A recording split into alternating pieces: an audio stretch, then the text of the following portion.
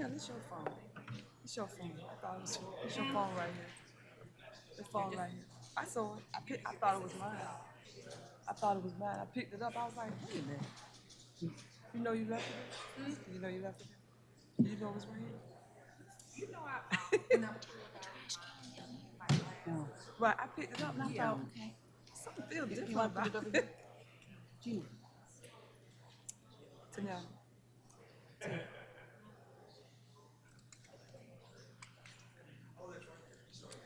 I'm good. I'm good. It's running. Do you have a lot of speakers?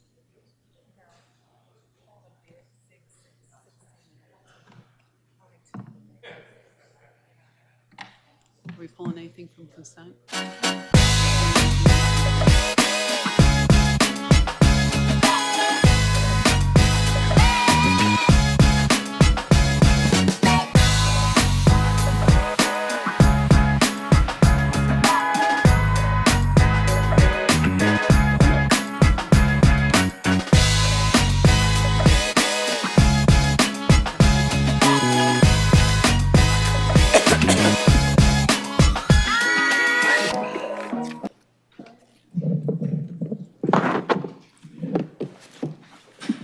Good evening. I want to call this meeting of the Durham City Council to order on February the 17th, 2020. And I certainly want to welcome everyone here tonight and also those people who are watching at home on television. We're very, very glad to have you with us. And now could you join me in preparing for our time together tonight with a moment of silence?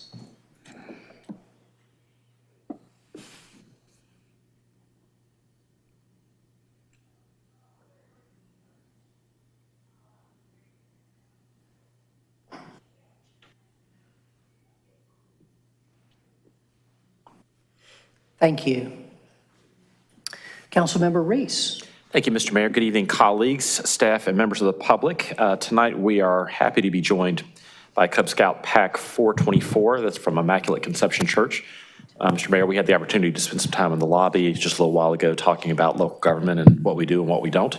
Now I believe they're going to come up and lead us in the Pledge of Allegiance. And if it's your practice to do so, and if you're able, please rise and join us for the pledge.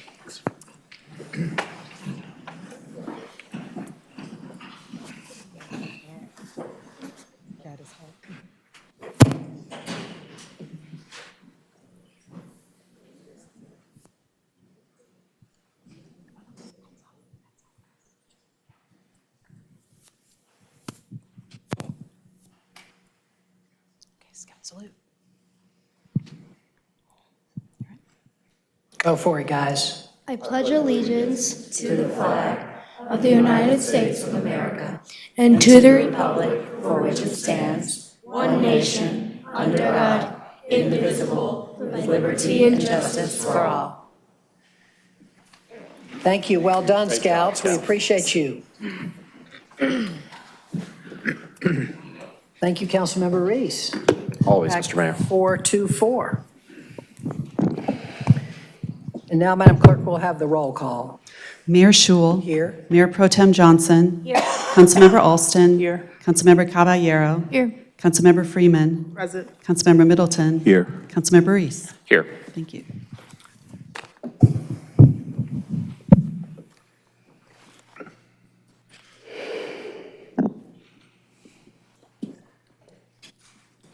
And now we're going to move to tonight's ceremonial items, and we're going to begin with the Neighbor Spotlight, always one of our favorites, which will be presented tonight to Patricia Obregon, a resident of the Old East Durham and Pack 1. Ms. Obregon, would you come up and bring with you anyone else that you might like to come up with you?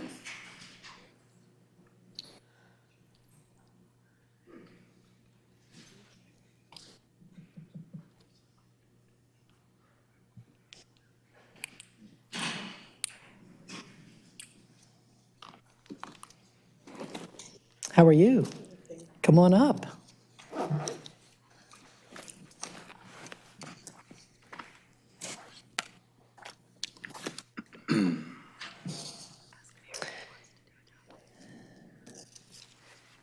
I'm going to give this plaque to Ms. Obregon, and I'm going to read a little something about her, and then I'm going to give her the opportunity to say a few words to us.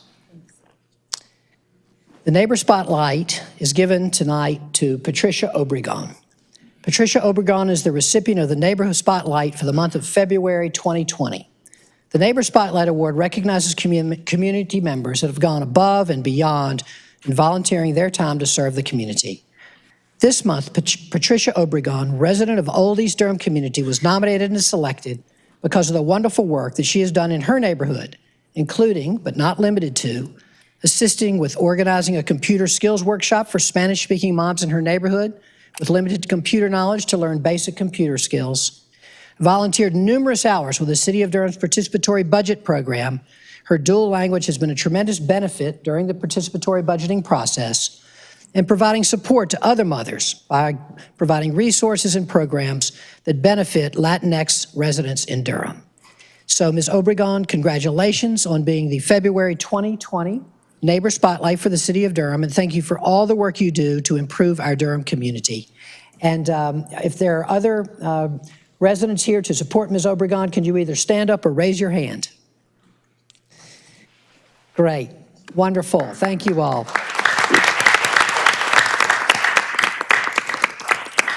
Ms. Obregon, will you say a few words to us? ¿Me puede ayudar? Yeah.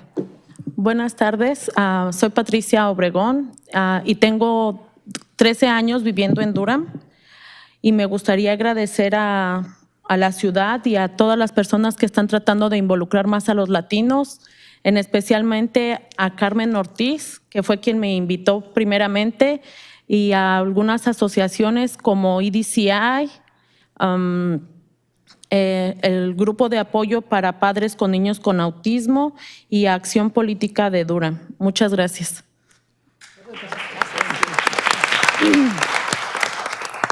Good evening, I'm Patricia. Caballero is going to help us with the interpretation.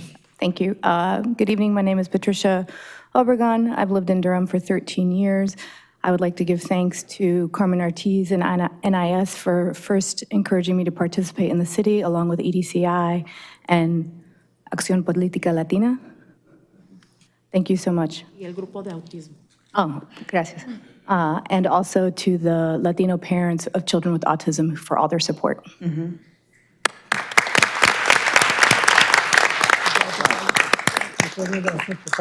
How do we look?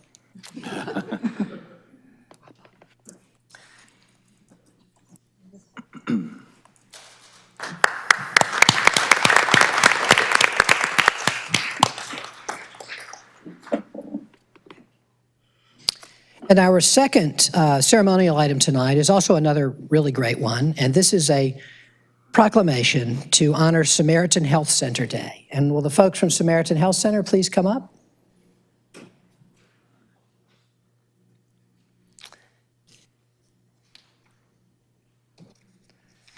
How are you? Good to see you. I am going to read this proclamation, and then Elizabeth Brill, who's here representing the Health Center, will have a few words for us.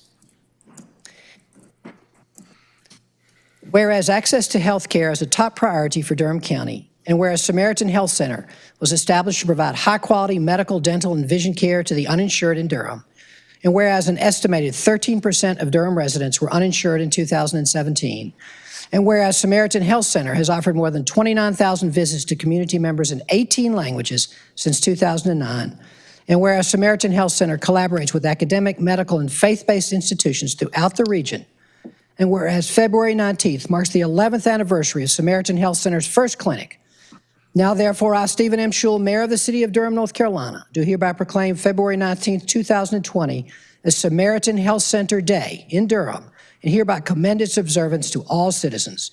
Witness my hand in the corporate seal of the City of Durham, North Carolina, this, the 17th day of February, 2020. Congratulations on this anniversary, and please join us for a few words.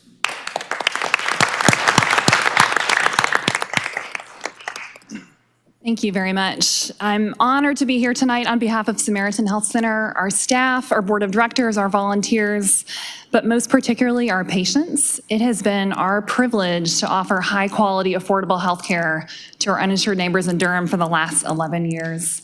This is a city with a rich diversity in its history, its people, and its resources. At Samaritan Health Center, we seek to foster connections among all the members of our community. It's been my observation that not only are our patients receiving excellent health care, but our volunteers and our staff are becoming better doctors, better students, and better communities from learning from our patients.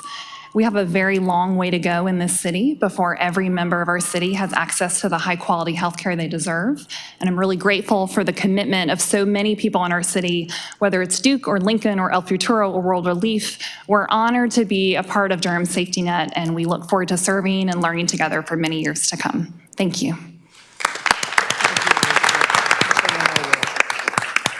I do want to say one more word before Elizabeth leaves the podium, which is that she and her staff had members of the city council out to their wonderful clinic about 6 weeks ago, I'm thinking, and a whole lot of us came. I'd never seen so many council members in one place except for here. And we had an amazing tour of this facility, which gives free and extremely affordable care to so many of our residents. We're so lucky to have them. So thank you so much.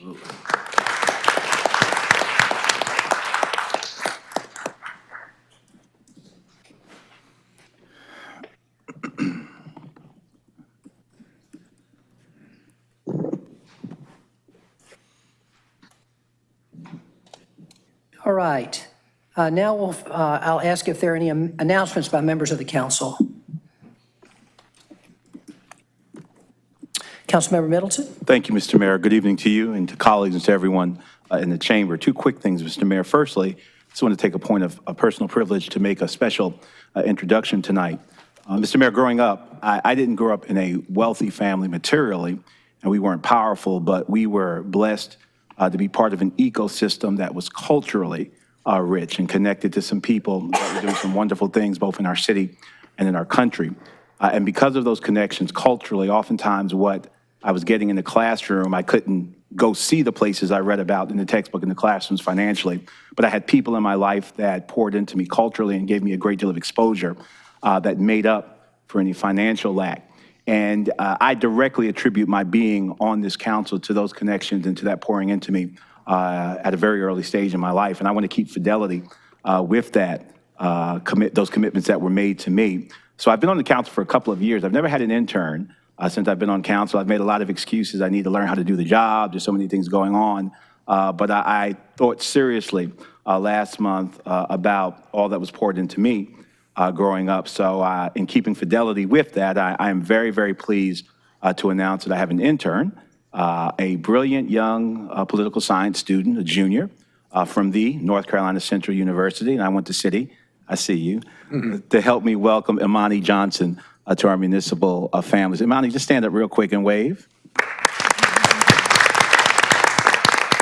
So she's not on the council, so if she calls you, don't yell at her. She's just doing my bidding. Save the yelling. I did want to welcome her and congratulate her on her internship and looking forward to her having a wonderful time here at City Hall. Secondly, Mr. Mayor, we are greatly anticipating the return of our residents, our neighbors, our brothers and sisters to McDougald Terrace, to newly renovated and fresh units. We look forward to that, but we also know that when they return, many of the things that they were dealing with outside of the apartment will still be in play, and there's much work to be done in addition to just physically renovating their homes. There's been a couple of shootings lately, and we know that there are people that are still being affected by that, notwithstanding what we report in the headlines. I do want to acknowledge that I've received calls from leadership and staff of the Whitted School, one of our premier pre-K programs here in the city. Faith leaders, Jerome Washington and Mount Vernon Baptist Church, both of those institutions have had gunfire come very, very close to their facilities. I want to stress that the first one is a facility where our children are gathered regularly. I look forward to, at this Thursday's work session, the chief coming back before us to talk about some specific steps they've been taking, and some they'd like to take with respect to gun violence through the prism of gang intervention as well. And I ask that the city stay tuned and pay close attention to that as we continue to do more than just one thing. We know the emergency that's been on the front burner, so to speak, and being in the headlines, but I do want us to be aware that when our folk return to their home, the things that were going on outside of the home will still be issues, and indeed those issues have been persisting. So let us continue the work. Thank you, Mr. Mayor. Thank you, Councilmember Middleton. Councilmember Freeman. Thank you. Just following up, I also wanted to share, I mentioned earlier this month about the Durham Youth Internship Program getting up and running and needing volunteers for the interviews, but I also want to encourage all youth from ages 14 to 24 to apply to the program and make sure that they sign up for those internships. The deadline is actually going to be March 27th, and I want to make sure as many students in this community have the opportunity to take advantage of all of the businesses and opportunities we have, and encourage folks in the community to also gear up to be involved in the process as well, to help steer these youth in the direction that could lead to future economic stability. And so I wanted to share, so we'll need interviewers for the internship program with up to 1,000 students likely to apply. Each of those slots will need at least 2 people, so that's at least 2,000 slots available for folks in the community to participate in interviewing students that we know will be in our workforce in the future. And so just continuing on that push to get more businesses signed up as sites. There's also that sign up is also available, and I need to get the exact website named, but I will follow up on that.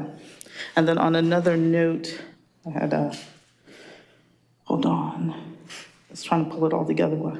Middleton usually talks a little longer.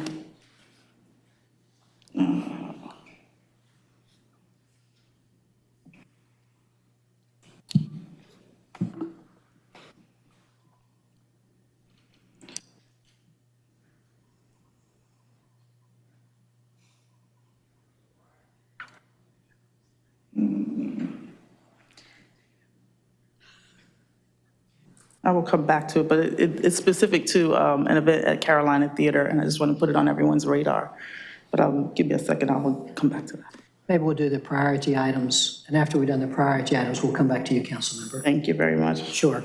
Mr. Manager, are there any priority items? Thank you, Mr. Mayor, members of the council. Good evening, everyone. I have one priority item this evening, item number 17, the ordinance to amend the Durham City Code provision regulating the withdrawal of right-of-way within the city. This item on the original agenda was erroneously listed as a public hearing item. There is not a public hearing to accompany that item. And so at this point, we have repositioned it under the consent agenda. If council prefers, you can certainly move it to a GBA item. I think it's fairly routine, but right now it's listed as item 17 in the consent agenda. Thank you. Thank you, Mr. Manager. Need a motion on that? Okay. Madam Attorney. Good evening, Mr. Mayor, Madam Mayor Pro Tem, members of council. It's good to be with you all this evening. The City Attorney's Office has no priority items. Thank you. Madam Clerk. Good evening, everyone. The City Clerk's office has no items. Thank you. So with that, I'll ask Councilmember Freeman if you would like to make her second announcement. Thank you. So I just wanted to share that there are 3 more events, actually 4 events coming up. And so every Saturday, there is a Saturday series for families. All shows are at 11 a.m. at the Carolina Theater, and the shows are $5. It's a great opportunity for you to come out and enjoy what the Carolina Theater has to offer. And then also noting that there is a teen theater intensive that is offered at the Carolina Theaters in partnership with the Durham Arts Council, and that will be from June 16th to the 19th. 9 a.m. to noon, and this will be the 2nd year of that program, and just want to make sure that students are aware as they look for options over the summer. And then also planning for all 750 plus Parks and Rec youth that attend the Carolina Theater and the Durham Parks and Rec dance and music performances throughout the summer. There will be offerings throughout the summer. Thank you very much, Councilmember Freeman. All right, we'll now move to the consent agenda. The consent agenda can be approved by the council with a single vote. Any member of the public or any member of the council can pull an item from the consent agenda, in which case we will consider that item at the end of the meeting. Item 1 is approval of city council minutes. Item 2, interlocal agreement with Durham County for joint funding of an unsheltered coordinating agency. Item 3, contract with the Housing Authority of the City of Durham for the provision of tenant-based rental assistance services. Item 4, contract purchase of 6 replacement light transit vehicles from Interstate Transportation Sales and Service, Inc. Interlocal agreement with Item 5, interlocal agreement with the Capital Area Metropolitan Planning Organization for the Triangle Bikeway Implementation Study. Item 6, FY 2019-20 CIP budget amendment, project closeout. Item 7, interlocal agreement for automatic mutual aid with the town of Cary. Item 8, interlocal agreement for automatic mutual aid with the town of Chapel Hill. Item 9, purchase contract with SAS Institute, Inc. for the Smart Building Analytics Platform expansion. Mr. Mayor, I don't want to pull it, but I do want to comment on it. Sure. I just wanted to say that was an item that I pulled at our last work session, and the Mayor Pro Tem and I both met with SAS folks last week. It was a conversation around their contracts with Department of Homeland Security, and if there was any collaboration with ICE, Immigration and Customs Enforcement. And we were able to determine that that was not the case and felt good about it, and we will continue dialogue with them. Thank you very much, Councilmember Cobietto, and thank you for having that meeting, and to Mayor Pro Tem. Item 10, purchase contract with J. Brady Contracting Incorporated, DBA Building Clarity for the citywide master HVAC control systems integration. Item 11, contract with Environmental Conservation Laboratories, Inc. for laboratory services for the Public Works Stormwater Quality Program. Item 17, ordinance to amend the Durham City Code provision regulating the withdrawal of right-of-way within the city. You have heard the consent agenda, and now I'll accept a motion for its approval. So moved. Second. Been moved and seconded that we approve the consent agenda. Madam Clerk, will you please open the vote?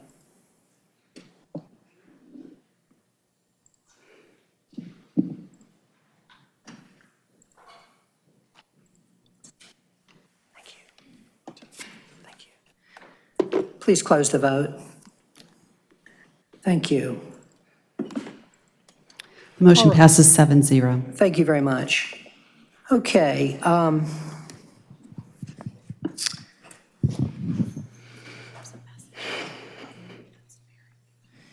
We are going to now, before we have our public hearing items and before the GBA, General Business Agenda, we're going to move the agenda a little bit so we can hear from members of folks that want to comment on McDougald Terrace, which we have at the end of our agenda, but just so these folks won't have to be waiting. We have 2 speakers, and I'm going to call them in order. First will be Ashley Kennedy, and then it will be John Trey Dunstan. And if you all will please come over to my right. Ms. Kennedy, welcome. And we're glad to have you, and you have 3 minutes. Good afternoon. Good afternoon. I know we talk about McDougald Terrace a lot, but it's a really serious issue. But it seems like every time I come to the city council meeting, something different has happened. I just want to make people aware that what you're hearing about what's going on in McDougald Terrace is true. People's apartments are being broken into. Residents are coming home to nothing. Windows busted out. My son actually walked in on somebody in my room counting my money. We have videos of contractors putting stuff in their pockets. Enough is enough. We've suffered enough. I seen today when I was out there in McDougald, a guy walking around selling a resident's TV. Have to call the police. She's gonna come home to no TVs. I just want people to be very vigilant if you're coming through the neighborhood. If you guys see anything, just let us know. Residents are coming home.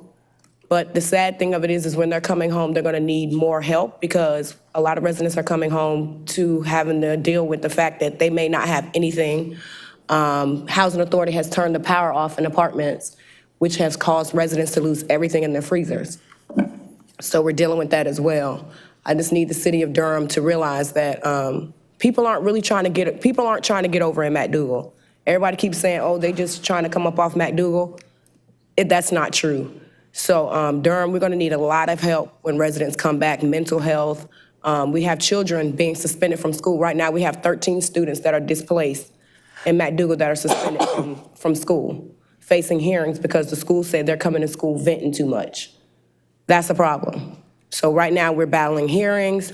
It's so much going on. I just want you guys, and I want to thank the city for, really stepping up, helping us in McDougald. If it wasn't for the city, I don't know where we would be. Everybody keeps giving me accolades and stuff.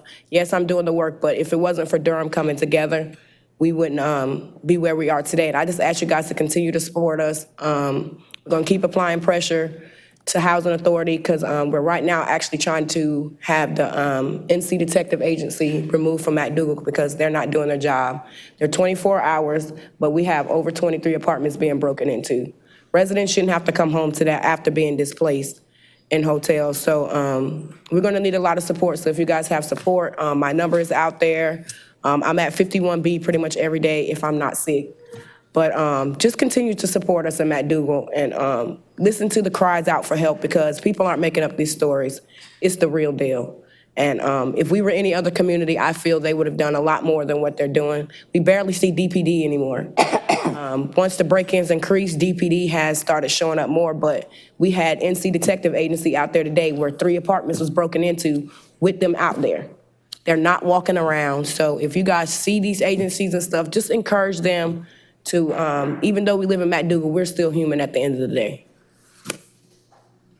Thank you, Ms. Kennedy. Mr. Dunstan? Good evening, ladies and gentlemen, brothers and sisters of the community, city councilmen and city councilwomen. Just like Ms. Ashley noted on is that, there's a lot of incidents that's going out there with the break-ins and with people with loss of material. Also, we went through there and did our own inspection.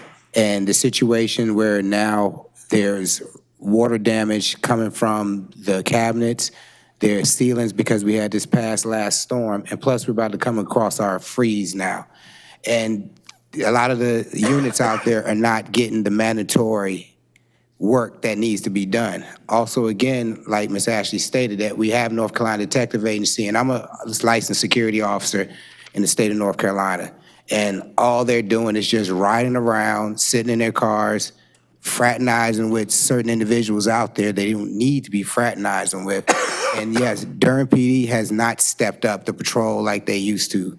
Now, this all comes down to where this is an issue where a lot of the residents don't even feel safe coming back to McDougald Terrace because they feel that this is going to be a continuing problem.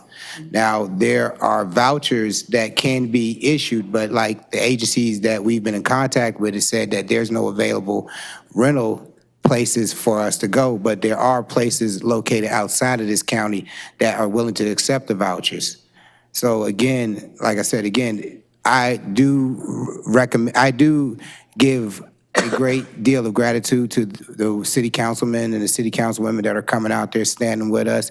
I am also proud to say that this city is showing that who we really are as a family, not as individuals, but it takes a family to help each and everybody out. Our children are suffering because of the claustrophobism that's setting in with them inside these hotels. I even had my son tell me he was ready to die the other day because of the situation was going on. And I told him, you know what, as the old saying go, you're supposed to bury me before I bury you.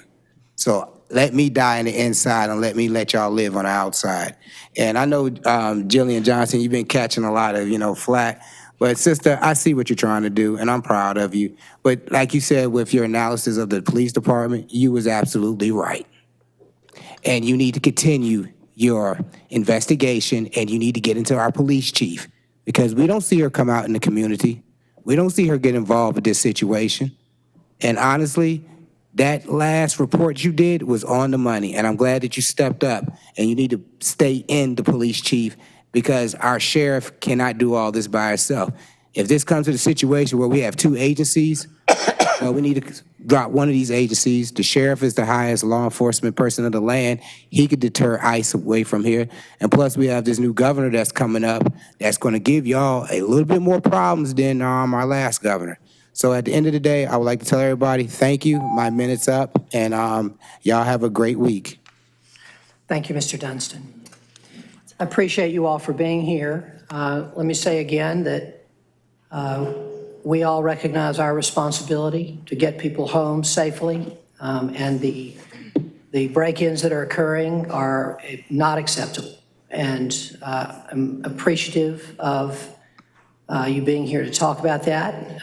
And we've had lots of communication with Mr. Scott and with Chief Davis about this, and I am sure that they will be doing a lot of work on it, and I appreciate y'all being here, and we all know how important it is. So thank you so much.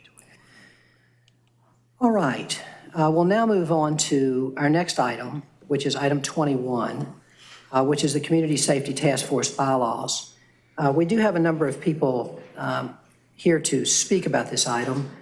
This is not a public hearing item, but we're going to, of course, hear everyone. We have 1, 2, 3, 4 people here to speak about it. I think what I'd like to do, Madam Mayor Pro Tem, is ask you to give a brief introduction, then we'll hear from the speakers, and then we'll discuss it. Does that sound like a good way to proceed? That sounds great. Great. Thank you, Mr. Mayor. So this item is to approve bylaws for a community safety and wellness task force that we have been working on in cooperation with some interested community members for the last few months. The Safety Task Force would be in service of bringing community members together to think about ways that we can ensure our residents' safety by expanding access to prevention, intervention, and reentry services to deal with violent crime. We've had a number of conversations about the issues that we face in our community around violent crime, particularly gun violence. And the goal of this task force would be to think about ways that the community can all come together and prevent crime before it starts, intervene in situations that are escalating, and then make sure that we're providing services to folks who are reentering the community to prevent recidivism and reoffending.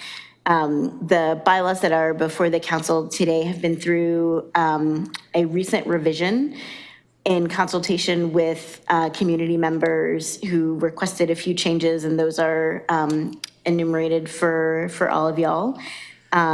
We would be partnering with the county and the school district for this task force, which I believe is the only task force that includes county, city, and school board appointees, which I'm very excited about because we're able to think holistically about our entire safety and wellness landscape. And of course, the schools are a really important part of that in disrupting the school to prison pipeline. And we know our school district has been doing a lot of work on reducing suspensions, making sure that kids can stay in school where they belong. So I'm excited to discuss this all again with folks tonight, and hope that we can move forward this evening on getting started. Thank you, Mr. Mayor. Thank you very much. And thank you very much for helping to lead this, Mayor Pro Tem. Appreciate it. Thank you. And, with your colleagues, thank you, Councilmember Alston, as well. Appreciate that. All right, I'm going to now ask for the speakers, and then we'll have this discussion. And there are 4 people who've signed up to speak. The first is Keisha Millette. The second is Manju Rajendra. Third is Danielle Purefoy. And fourth is Bo Cromarty. And so I'm going to ask if the first couple of you could please come over here to my right, and we'll begin with Keisha Millette.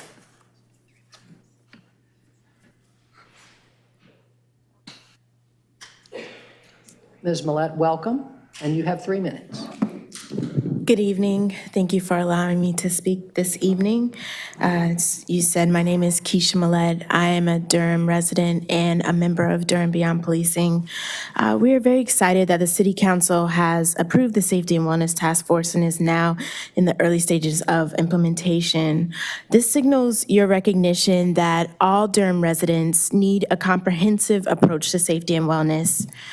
In addition to recommending funding more social support systems that address root causes of violence and other problems, the task force should also consider identifying and recommending other forms of first responders, such as mobile mental health crisis units that have been enacted in other places, and that move us away from criminalization and incarceration and towards conflict resolution and transformative justice.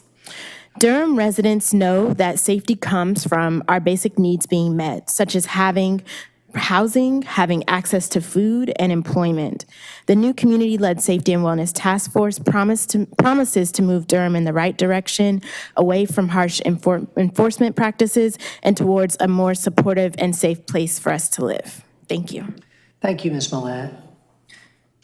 Second, we will hear, it looks like you all have a different order you want to go in, that's fine. Ms. Purefoy, welcome. You also have 3 minutes. Thank you. My name is Danielle Purefoy, and I'm here also as a member of Durham Beyond Policing. I'm here to celebrate the passage of the task force, the Community-Led Safety and Wellness Task Force, and here in support of it. I think this is a critical time in Durham's history to move us beyond policing and surveillance and towards support systems designed to reduce the social stressors that lead to violence and other forms of harm in our communities and schools.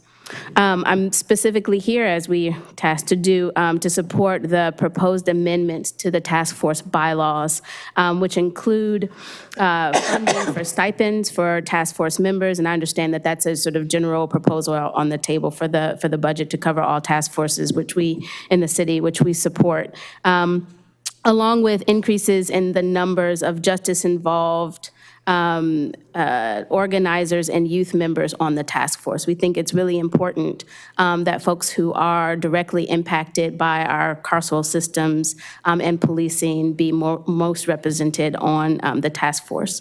And particularly since this task force does include the representatives from appointed from the school board, it's really critical to have more than one youth member on the force. So I am here as a member of Durham Beyond Policing, but also as a lifelong member of Durham's community. I grew up here, and I went to public schools here. I went to Holt, Hillendale, Carrington, and Northern. And I've been witness as a student and as a sister to two younger sisters that also came up through these schools, to the vast increases in policing and surveillance in the city and especially in our schools. I grew up in a Durham where there weren't SROs in every corner of the schools, where we had guidance counselors and peer mediation and various other systems in place designed to keep us safe and importantly also to keep us in school. And so I believe that one of the really critical things that this task force can do is to help get us back onto relying on those systems instead of on fear and criminalization of our students and our broader community. There are so many resources out there to support this this argument around the school to prison pipeline and also around policing and surveillance, moving beyond that generally. And as Durham Beyond Policing, we'll actually be reposting a public resource list for folks who are interested in learning more about what's out there and what the task force could support in the future. Thank you. Thank you, Ms. Purefoy. Bo Cromartie, welcome. You also have 3 minutes. Thank you. Hello, my name is Bo Cromartie, and I'm also a member of Durham Beyond Policing. I'm also really grateful for the passing of the Community Task Force, and I just want to emphasize for the bylaws that it's essential for the members of the Community Task Force to be compensated for their time. The city has already acknowledged that for the other various task force that most of the members are middle to high income earners, and I think it's imperative for this task force to succeed that the members are representative of the community that is most impacted by policing, which is mostly low income, low wealth, Black and brown people in Durham. And so additionally, the Durham Police and Sheriff's Department command millions of public dollars every year to perpetuate criminalization and incarceration, and neither of which make us feel safe or well. The task force requires investments at levels that take seriously the transformative work it is trying to do in Durham. Beyond individual stipends for the task force members, the task force will need funding for travel, research, additional meetings, and public meetings to represent its findings. So, yeah, I just want to emphasize stipends and paying the task force members for their time. Thank you. Thank you, Ms. Cromartie. Manju Rajendran, welcome. You also have 3 minutes. Thank you.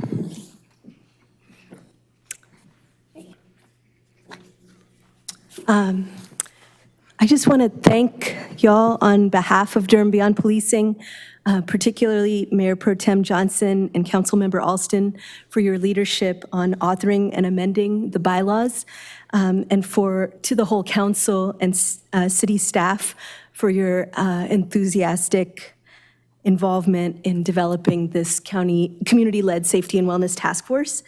We'd like to call on the city council to support our efforts to engage the county commissioners and the school board to fully participate in the task force. We know that the community-led safety and wellness task force will only be successful with meaningful leadership and enthusiastic engagement from not just city council, but also our county and school board.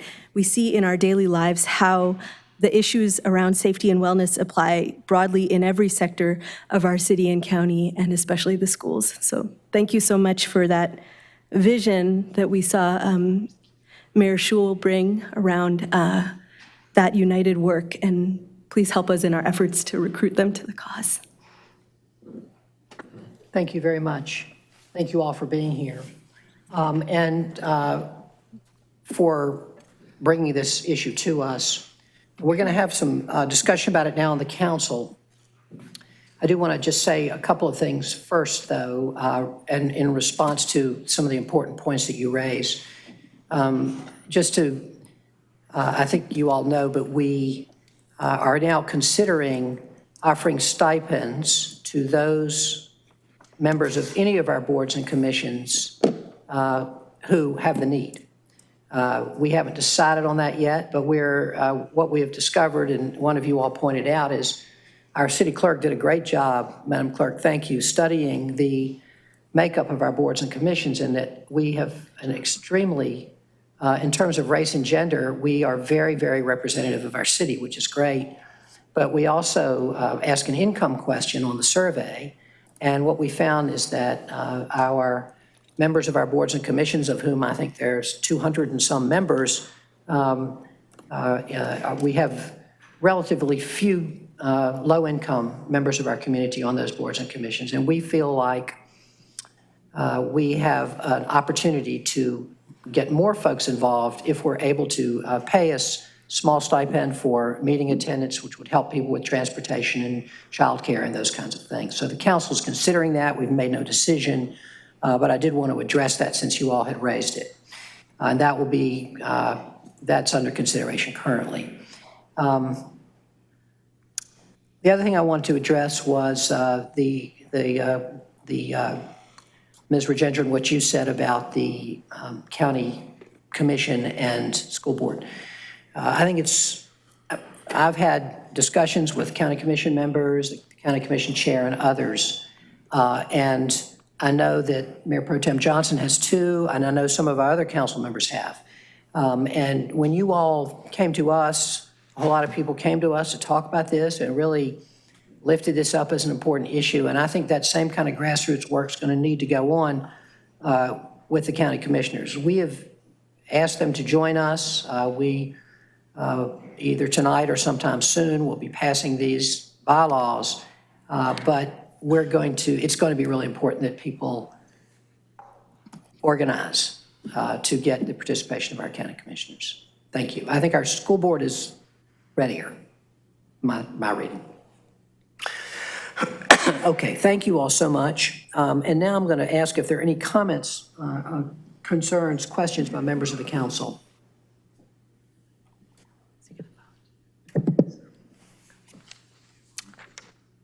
Councilmember Middleton? Yes, thank you, Mr. Mayor. Thank you for the work.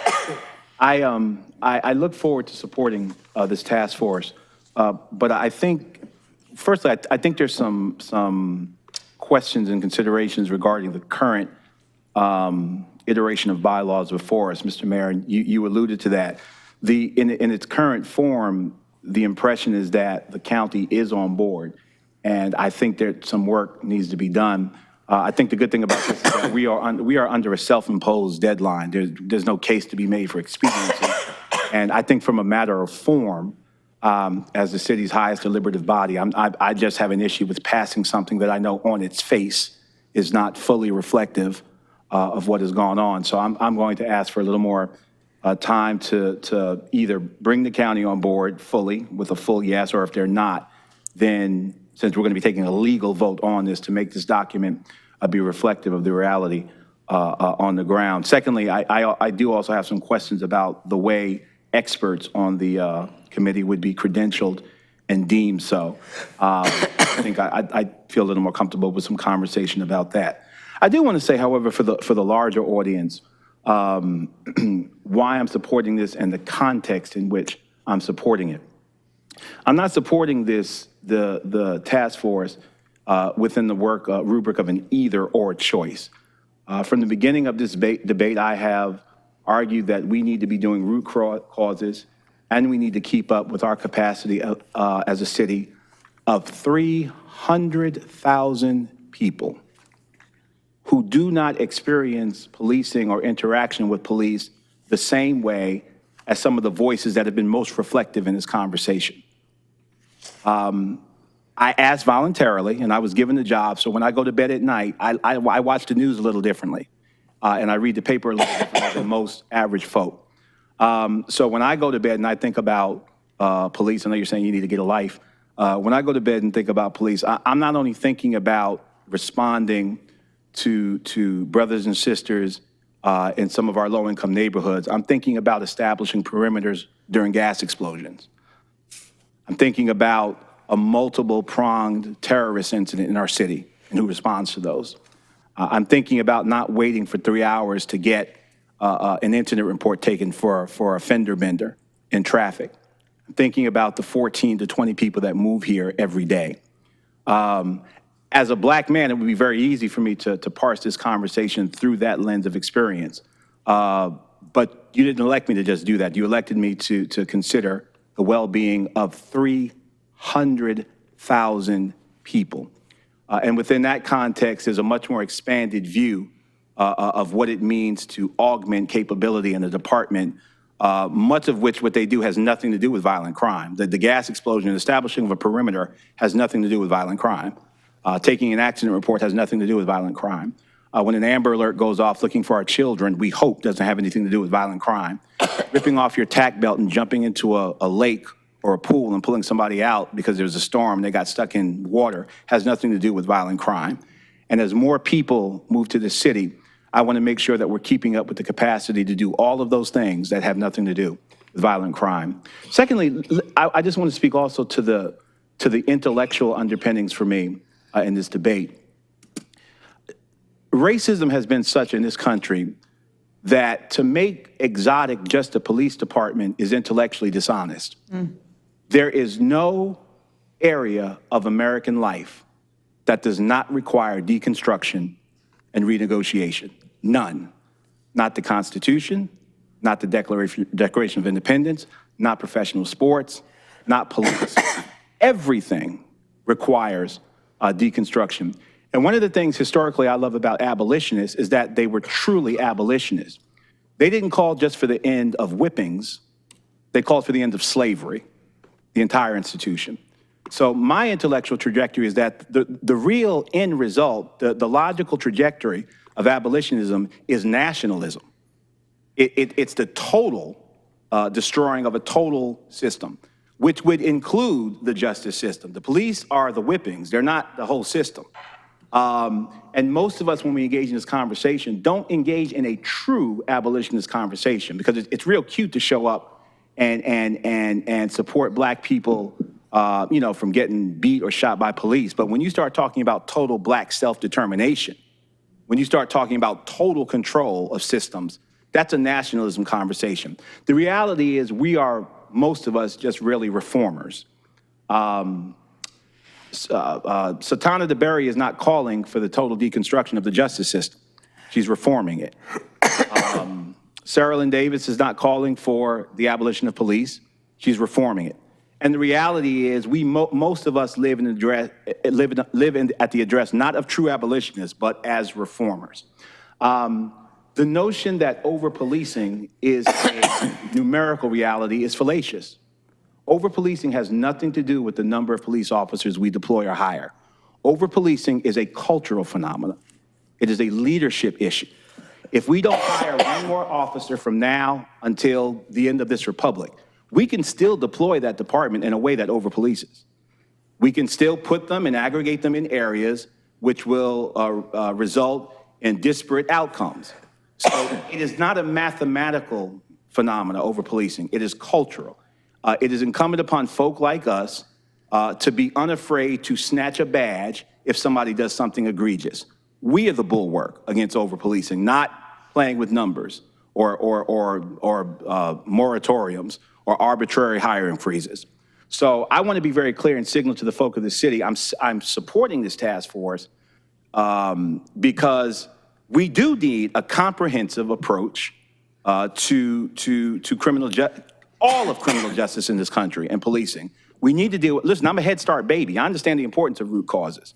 We definitely need to do root causes, but as a duly elected leader of 300,000 people, it is also incumbent upon me to make sure that this great American city maintains the capability to respond to a wide range of contingencies, many of them that have nothing, absolutely nothing to do with violent crime.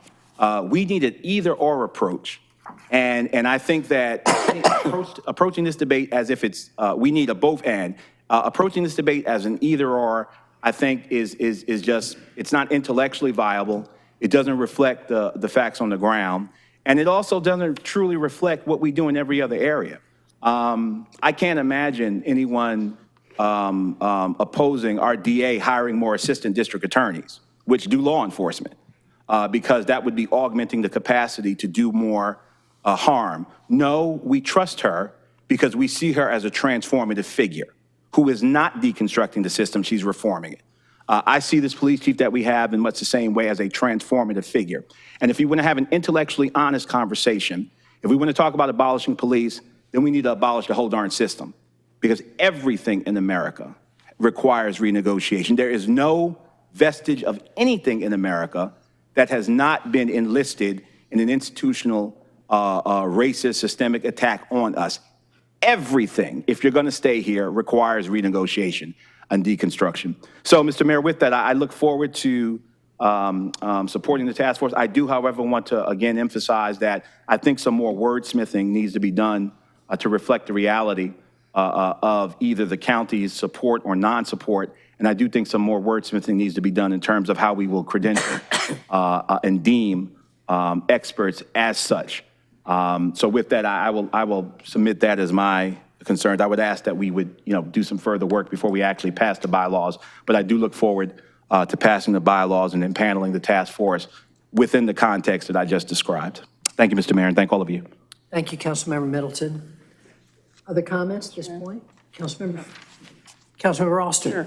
Just kind of in response briefly, in terms of wordsmithing, I guess as a threshold matter, kind of my working understanding, and correct me if I'm wrong, Madam Attorney, if we vote to approve these bylaws, the task force still doesn't exist until the other bodies kind of also approve their participation in the joint task force, because it can't function really without their participation. So to your point about the kind of legal situation, I just wanted to clarify, like if we are creating a body that in theory won't have 2/3 of its members, or if it won't exist until they approve their version of the bylaws.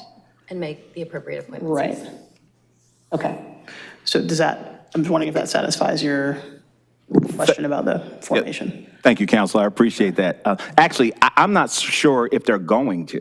I think this is not only a question of that it's a matter of course that they will. There's a question as to whether or not they even want to participate. Right. So I guess, yeah, so what I'm seeking to clarify is that I don't know that it exists if and until they do.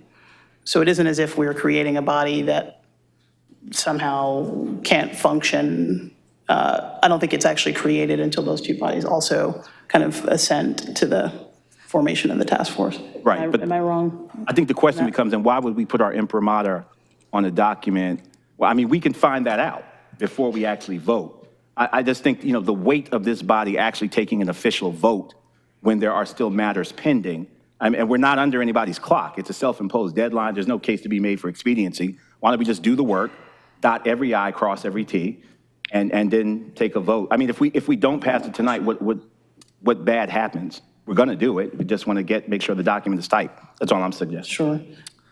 And I don't think that there is if we were to delay it one cycle, yeah, you're right, this is a self-imposed deadline, and I wouldn't be opposed to a delay if you're uncomfortable kind of with us moving forward tonight. I just don't think we'll know until they actually vote, and so then we're in a chicken and egg of waiting for other people to vote, for us to vote, and they could, in theory, wait for us to vote for them to vote. And so I don't know that we get to the finish line at any point. I will ask my second question, then I'm happy to. I don't know if they're going to vote. Councilmember That's fair. Middleton, hang on a second. In terms of the expertise issue, I just looked at the language, and you have a valid point, because it does use the word expertise. And I'm wondering if that word is used for other boards and commissions that also kind of call for, I know our EAB has seats that are kind of designated for different subject matter areas. And if that language is not typically used, if we could just change that to experience or something. I don't know that we need to certify folks as experts to serve on this board. I think there's precedent for having folks who have certain subject matter experience to occupy a certain seat. And I'd be fine with kind of amending that language to reflect that, if that's possible. Thank you. Anyone else at this point? I just wanted. Councilmember Caballero. Thank you. I just wanted to note, in fact, EAB has mentioned that they are also a county city, and when they added their seats probably about a year ago between the city and the county, we both had to amend their bylaws, and we did it in order. Like, we didn't wait for the other body. When it came to us, we voted on it. So I see this as a similar situation. And I also am totally fine with changing the word expertise if that's what the hangup is. Okay. I'll just express my concern about the bylaws, which I've expressed to my colleagues. I feel like the enumeration of the membership of the task force is too restrictive. That to have so many of the positions enumerated as to exactly how the slots are to be filled. My experience with that is that we get a lot of good applicants a lot of times, and then we end up trying to have to slam them into, fit round pegs into square holes. And that I think we ought to have a more flexible, that more of our members ought to be I'm not against having some slots enumerated, and I thought that the first pass through the bylaws, I thought that it was about the right balance. But I will just give an example. One of the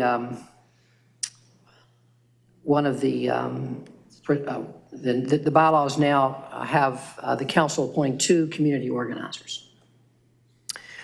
I think it's entirely possible that we might get an application from one great community organizer and one great social worker. And we might think, and another community organizer applicant who we don't think would add as much value to this. I don't like the idea of us handcuffing ourselves in that way.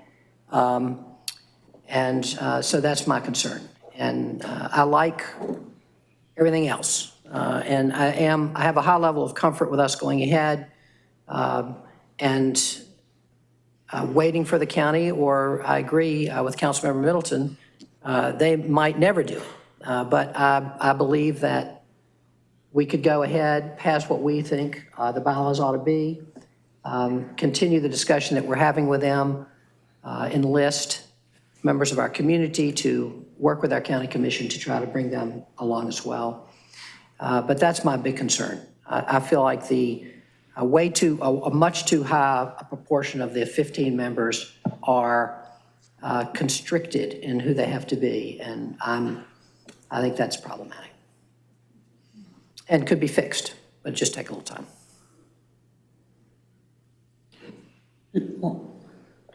Councilmember Alston. Would it be helpful to maybe for us to wait to vote on this to bring this back to work session for kind of a deeper discussion and about the composition and any other pieces of the bylaws, and then bring this back for our next council meeting? That would be fine with me. Colleagues, are you all okay with that? Mayor Pro Tem? So my preference would be to pass it tonight, just because we have community folks who've been working on this who have now been to 3 meetings, and I'd rather not ask them to come to 2 more. If folks are comfortable with changing the makeup of the folks who are on the task force now, I don't know that there are any other substantive issues that I would recommend making changes to. Of course, other folks might feel differently. The one change to the makeup that I feel strongly that we should keep is that we changed from 1 youth to 2. I felt that folks made a really strong argument that just having 1 youth on the task force would be isolating and make it difficult for their voice to be heard and for them to fully participate. We have 2 youth, for example, on our participatory budgeting steering committee, and I have felt that that has worked well. With regards to the others, I feel more flexible about moving some of we'd initially had 1 community organizer and 2 at-large for the city and 1 justice involved and 2 at-large for the county. I feel less strongly that those configurations should remain as they are. But I do think that 2 youth is necessary. We could have one of the youth appointed by one of the other bodies if we felt like we didn't want to put them, if we wanted the school board to also have an at-large seat for the same reasons that you enumerated, Mr. Mayor, with them potentially having more applicants that they would be excited about appointing who wouldn't necessarily fit into the slots. But that's the one change that I feel that we should keep, and I'm very open to other thoughts on the other pieces as well. Thank you. Mr. Mayor? Councilmember? Thank you, and I appreciate the Mayor Pro Tem's comments. I think the latter part of her comments is precisely why we should kick it back and do the wordsmithing. And I'm glad we had this meeting tonight because we heard them. We're actually now making more recommendations than if we had just passed it outright at the beginning of the meeting. We wouldn't be able to incorporate that comment about the youth. So again, I appreciate, I'm respectful of folks' time coming out to these meetings. And for what it's worth, I think we're going to pass this. It's going to get done. Again, I just think that before we put the imprimatur of this board on it, and because we're not under any clock except the one imposed by ourselves, let's do the work. Let's make the document clean and concise and not speculative as to who's going to participate or not, and pass it. And do justice to all the work so much work has gone into it thus far. We're at the last yard. We might as well make it as concise and reflective of realities on the ground as possible, and then do the document justice. That'll be my final comment. Thank you very much. So in light of all that's been said, I'm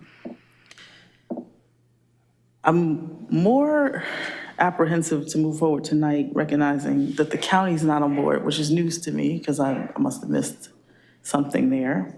But I'm also noting, from the comments I heard this evening, this was really specific to, or especially around the community, this is specific to an issue around race, and there's no aspect of race mentioned in the bylaws. And so I'm not sure if this is meant to address the community's concern around being a community health and wellness task force and hitting the root causes without saying the word black or brown, or if this is actually what was presented previously, which was really heavily government focused. And so I'm hearing that there's a median met, but if the median has been met without the county, that doesn't feel actually like a median has been met. And so I'm feeling like there's more work to be done. Acknowledging similarly, I support wholeheartedly having some way, shape, and form of figuring out how to build a task force around addressing these issues, knowing that the long term and the short term has to be covered at the same time. I'm not sure if tonight it feels like it's done. Okay, thank you. Any other comments? All right, I'm going to, I will ask for a nodding of the heads. I'm going to suggest that we take it back to work session, acknowledging that this does mean that we will have, that those residents who are concerned will have to come back to other meetings to be present, but I do think that we want to get it right. So I'm going to recommend that we go back to work session. I do think we have some wordsmithing to do, and I don't think we'll be able to do it well tonight, is my thought. I'm happy if you all want to overrule me, but maybe what I'll do is I'll ask for thumbs up on that, and then we'll make a decision. Can I see the thumbs? Looks like we have 5 or 6 thumbs. So we will be, that's the way we do it, you all, we do thumbs. We actually do that a lot, if you might be interested to know, in our informal votes that we take. And so what I'm going to say then is yes, Councilmember. I just want to say that I know that the timetable isn't, I mean, it's self-imposed, right? But I do want to say that I would like this wrapped up within the next work session and we could wordsmith it to death. And so I do feel that folks have been coming for almost a year asking for this now. You know, the first proposal we were given was last spring. So I want to acknowledge the work that's been done. And so happy to take it up at work session. I hear all of my colleagues' concerns, but I don't want to keep delaying it. If the delay is on the county side, that's fine, but it's not going to be on our side. Thank you. All right, then we're going to move this back to the work session, and we will expect it back on our agenda in 2 weeks. Thank you. Thank you all for coming to talk about this tonight, members of our community. And now we're going to move to our public hearing items. And the first will be, excuse me, item 16, Unified Development Ordinance Text Amendment signs. And we'll now hear from staff. Thank you very much. Michael Stock with the Planning Department. Before I begin, I would like to note that all Planning Department public hearing items have been notified as required and are on file for review. As for Text Amendment TC 1702, that text amendment revises the signage regulations within Article 17 sign standards, primarily to conform with the United States Supreme Court ruling in Reed v. Town of Gilbert. Other changes, technical in nature, were also performed. A presentation was provided at City Council at the last work session, and a copy is included in your agenda packet. Primary changes include updates to the purpose statements, reorganization of the article itself, new exempt, temporary, and permanent sign categories, and relocation of landmark signs and technical corrections within landmark sign section. As a reminder, City Council will be required to take 2 actions. The first would be an action on the appropriate statement of consistency found in Attachment A. The second would be an action on the ordinance itself, Attachment B. Don O'Toole, Deputy City Attorney, and I will be happy to answer any questions. Thank you. Thank you very much, Mr. Stock. You have heard the report from staff, and I'm now going to declare this public hearing open. And I'm going to ask first if there are questions for the staff by members of the council. Any questions for staff at this point? Just one question. With the way that this sign regulation is written, would I be able to place a yard sign for a summer lunch program throughout the summer at 5 different corner locations for the entire summer? No. Thank you. Any other questions? All right. I'm going to ask for a little discussion among the council before we hear from members of the public. I think that we don't usually do that. You usually hear from members of the public first, but I know that council members have some thoughts about this that I think that they probably want to express. And so I think we'll go ahead and do that first. And I'm going to ask, are there council members who have any thoughts about this that they would like to offer? Sure, Mr. Mayor. Thanks. At the risk of sounding like a broken record, I'm going to at least put on the table the option of putting this vote off. I have complete confidence and faith in the interpretation by our staff. for Reed and trying to bring our ordinance in consistent with Reed. But we, heard from our state delegation today, which just in and of itself, in my experience on council, is a rare occurrence. And so, while I want to move us in the direction of having our ordinance conform with Reed, it just strikes me that this might be a chance to have a little bit deeper conversation with our delegation and with stakeholders, just to make sure everyone is clear on what is a very messy opinion from the United States Supreme Court and kind of what this ordinance seeks to do and what the proposed text amendment seeks to do. And so I just put that on the table. I'd like to hear from folks, but I want to ask the council to consider that tonight. Thank you. Councilmember Alston, that delegation is going to be a heck of a lot better when you're a member of it, which will be in the not too distant future, I'm happy to say. But not too near future, Mr. Mayor. Not too near future, that's right, also not too near future. Other comments? Councilmember Reese. What was that, Mr. Mayor? Oh, thank you, Mr. Mayor. Appreciate you recognizing me. As I think most of my colleagues know, Councilmember Alston and I have been involved in staff efforts around this particular ordinance for the better part of the last 2 years. First of all, I want to thank our staff and our city attorney's office for the unbelievable amount of work that has gotten us to where we are tonight. I can tell you that the city staff that have been engaged in this particular effort have seen the landscape shift under their feet since probably around 2014 when the issue was first raised for them.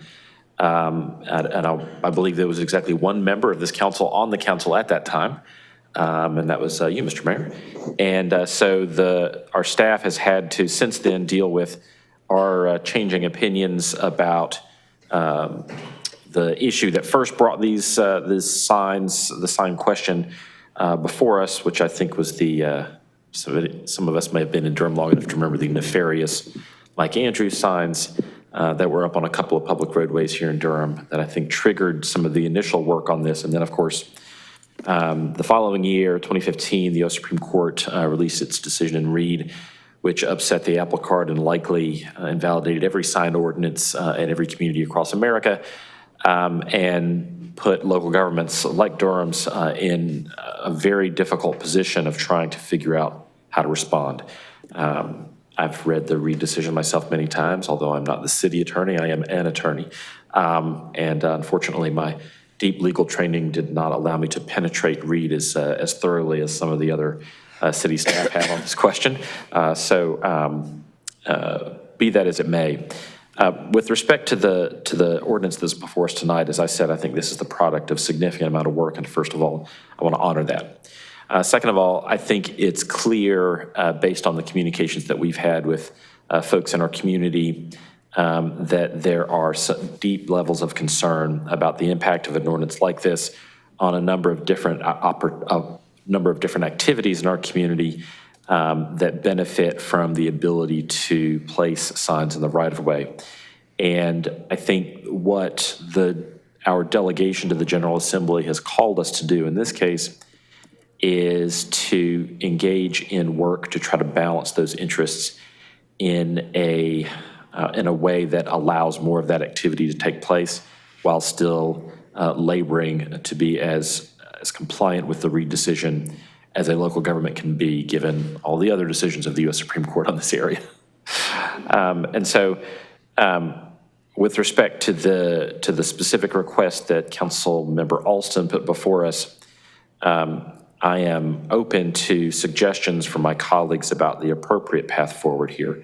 I think there are any number of alternatives, but probably my preference, our planning director, Pat Young, reached out to us this afternoon in response to our delegations, our legislative delegations letter to us. And in his email, while he did stand behind the work done by staff and indicated that staff was prepared to proceed as set forward in our agenda with the ordinance as proposed. He did say, as ever, we are happy to receive alternative direction regarding next steps, and we'll work with the NCGA or any other party if alternatives to our proposal are sought. And it seems clear that with respect to this particular ordinance, I sense on our board the impulse to try to find a better solution that more delicately balances all of the interests at play here, and would encourage us to take our planning director up on his very kind offer, and would also, in the interest of trying to accept some responsibility on behalf of elected officials on this, because our staff, obviously, as I mentioned, have been working since 2014 to try to figure out a way out of this mess, would offer the auspices of the Joint City-County Planning Committee, which I am currently happy to chair, to provide a forum for those conversations, and if that's the will of the body. Thank you, Mr. Mayor. Thank you very much, Council Member. Any other comments? Councilmember Middleton? Thank you, Mr. Mayor, and I appreciate my colleagues' comments, all of my colleagues' comments. I sit on the JCCPC, and I think it is an appropriate forum for this discussion. I do want to say, however, Mr. Mayor, that I'm not one, I don't like to punt just for punting's sake, and I just don't want to set the bar, set the expectation. I mean, far more brilliant minds than mine have looked at this for a long time, and we came down, at least, you know, as I recall, either letting signs, along with political signs, be in rights of way for a prescribed amount of time and everybody can do it, or letting it be for a free-for-all. And I you know, after all this deliberation, I didn't even hear a semblance of a variation on that would satisfy the Supreme Court's ruling, or that would not get us into making distinctions between commercial and non-commercial speech. With that said, I'm willing to have another go at it, but the staff memo was quite explicit that they wanted us to move on it tonight. It seems, at least in my reading of the memo, that they've exhausted all of the intellectual capital in consultation with legal experts looking at it. But if it's psychologically more palatable for us to have another look and to have some more conversation, I'd be more than happy to lay it. But I do not want to create the impression that we have not been racking our brains in ways to come up with an iteration that would please everybody, and that the current iteration before us represents best efforts till now. Maybe something special will happen in coming days. So with that, I'm amenable to having JCCPC take another look, but I just don't want to raise the bar of expectations too high. Thank you, Mr. Mayor. Thank you very much. Any other comments at this time? I have a couple of comments. I was definitely one of the people back in 2014, 15, extremely disturbed by the so-called nefarious sign. I was disturbed by it for a couple of reasons.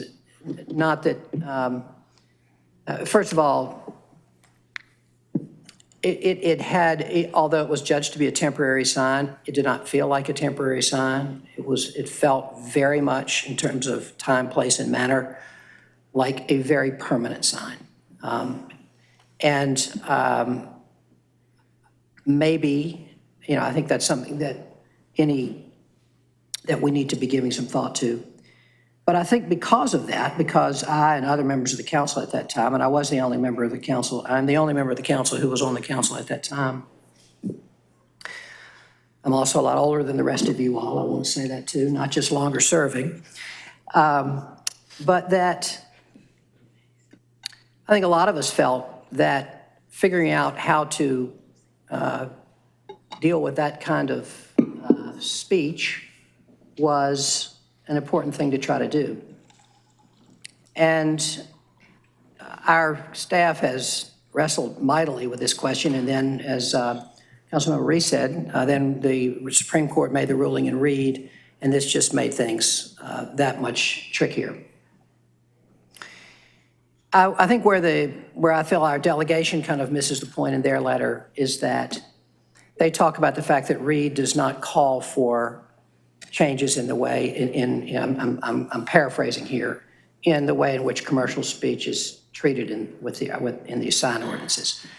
But the problem is that if we're going to try to limit the kinds of things like that nefarious sign, then that's political speech, and political speech cannot be held to and commercial speech it cannot be held to a lower standard than we hold political speech to. We can't be banning certain kinds of political speech and then allowing commercial speech. Political speech is and should be better protected than commercial speech, and I don't think our delegation's letter really fully grappled with that. On the other hand, I do think that I was impressed, I have been impressed by the comments that we have heard from lots of residents. I thought that Planning Commissioner Tom Miller's remarks were very valuable, his comments. The system that he described is one which is an option for us. He calls it self-permitting. I don't know if that's a good word for it, but I think the enforcement of such a system would be very problematic, but I do think it's something that's worth taking a look at. And so I'm going to support the recommendation of Councilmember Alston, Councilmember Reese, and the concurrence of Councilmember Middleton, that we send this back to Joint City-County Planning for another crack at it. I know that our staff has done a tremendous amount of work on this, and that this is this just means more work, but I think it's where we are, and I see Mike with a shrug. I know it's because you don't have to do it, Mike. It's Don O'Toole that's got to do all the work. So you're shrugging, but I know you're. I just emailed Don and say, Don, go do it. Anyway, so I think that's where we are. And so, Mike, do you have some thoughts? I have no thoughts. I was just approaching because you were looking at me. All right. Councilmember Alston. Can I just get maybe some counsel from the staff or the administration on whether or not it makes the most sense to send it back to JCCPC or not? Just wanted to clarify. Refer it back to administration. Great. All right, refer it back to administration. You all can advise. Yeah. All right. Thank you. I'm going to ask for a motion that we refer this back to the administration. So moved. It's been moved and seconded that we refer this back to the administration. Madam Clerk, will you please open the vote? Please close the vote. Motion passes 7-0. Thank you very much. And thank you to Mr. Stock, Mr. O'Toole. All of you all have labored in the vineyard. Just one other example of us torturing you to death for not a very good reason. But we are very grateful to you, and we'll figure it out. Thank you so much. I believe I'm now going to declare this public, I'm sorry, I've opened the public hearing. I should definitely offer anyone, there are 6 people that have chosen to sign up to speak. You certainly don't have to speak, but if you're dying to speak, Mr. Milam, welcome, you have 3 minutes.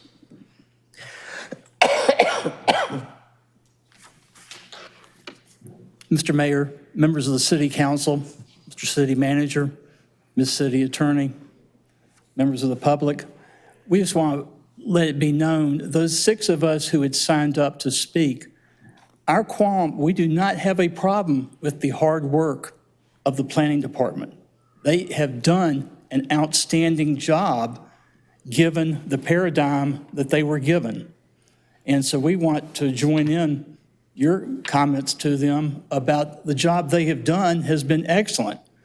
Our concern is that the paradigm that they were given, which preceded Reed B. Gilbert, was to get rid of that type of sign. And all I ask is, as long as the 6 of us who aren't going to speak, just want to make sure that whatever future work there is, that some of the stakeholders in the community, whether it be Pastor Page on behalf of his church, whether it be Mr. Willis on behalf of civic clubs, whether it be Ms. Brooks on behalf of the realtor community, whether it be Mr. Hasbrook on behalf of the home builders, that some of the stakeholders also be able to be at the table.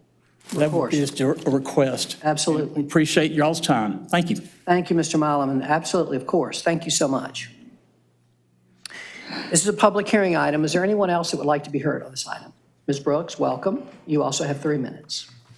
I'm laughing right now because I worked really hard on my speech. Maybe you might need it again.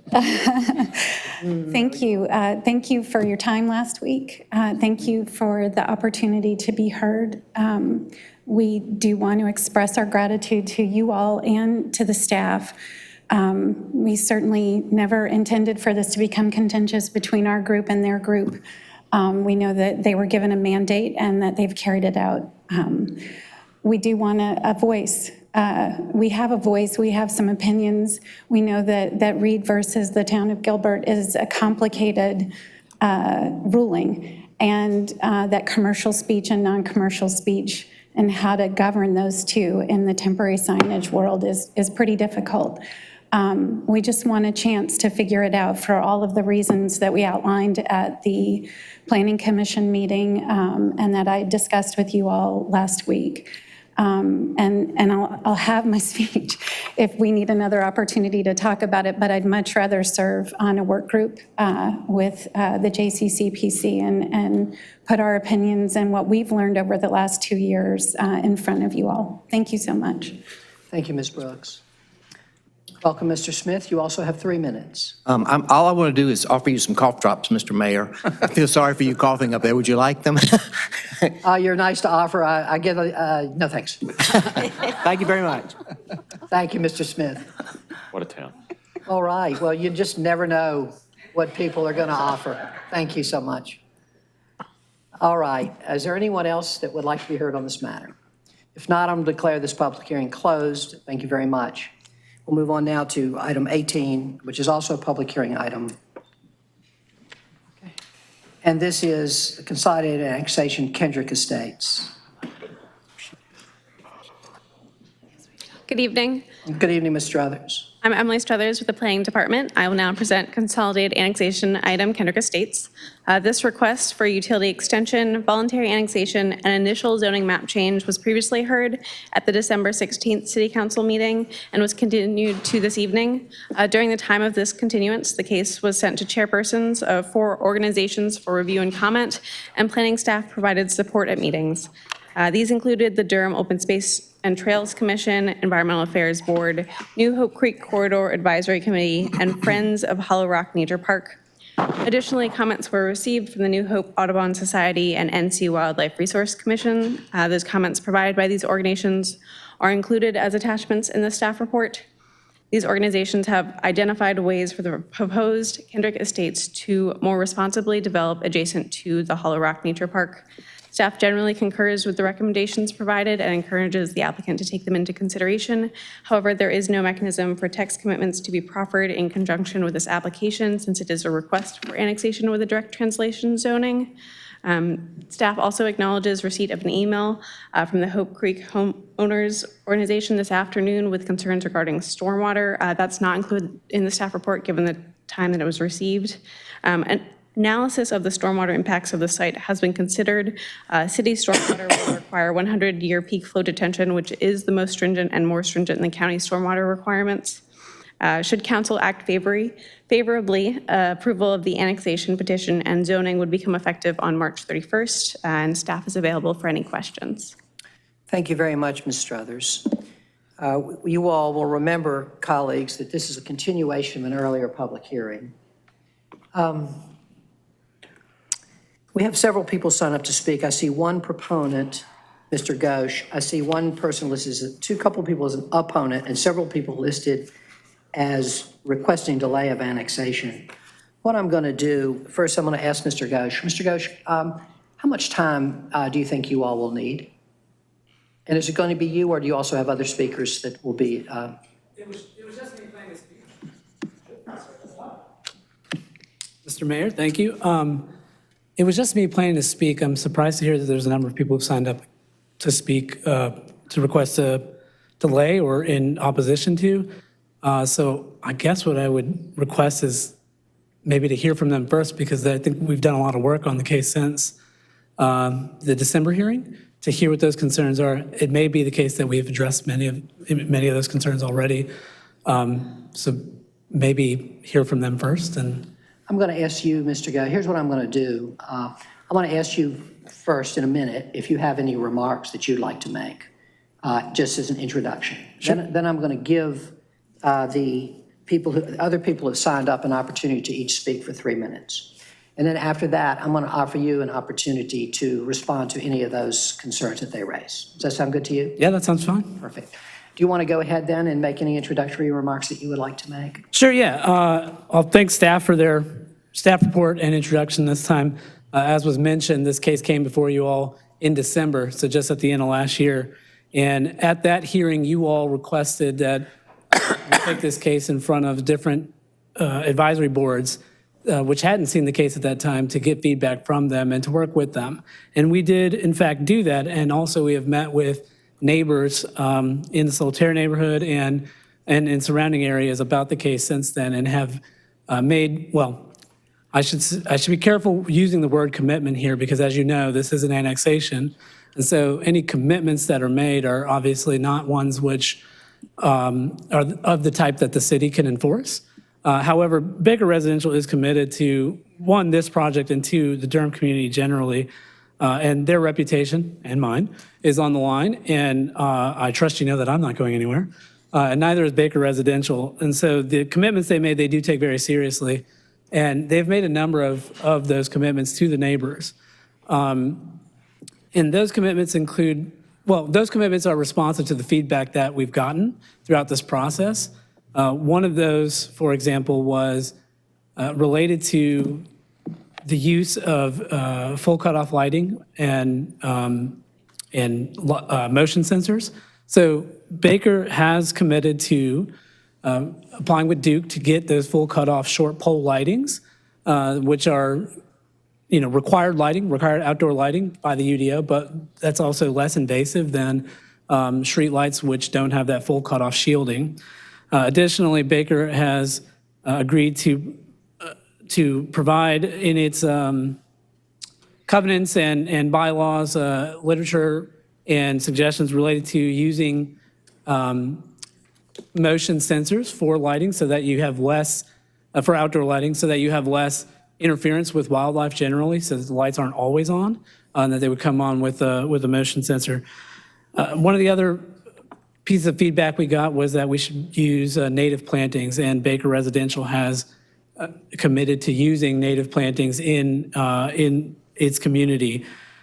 There was also a lot of talk about the connection to the park, and that connection has not been fully designed, but we understand that the feedback is basically to provide a connection which will not require an extensive amount of ongoing maintenance, and whether that's a hardscape or a combination of hardscape and softscape, it remains to be seen. But we have that feedback. We are working with that with staff to get that type of a connection built.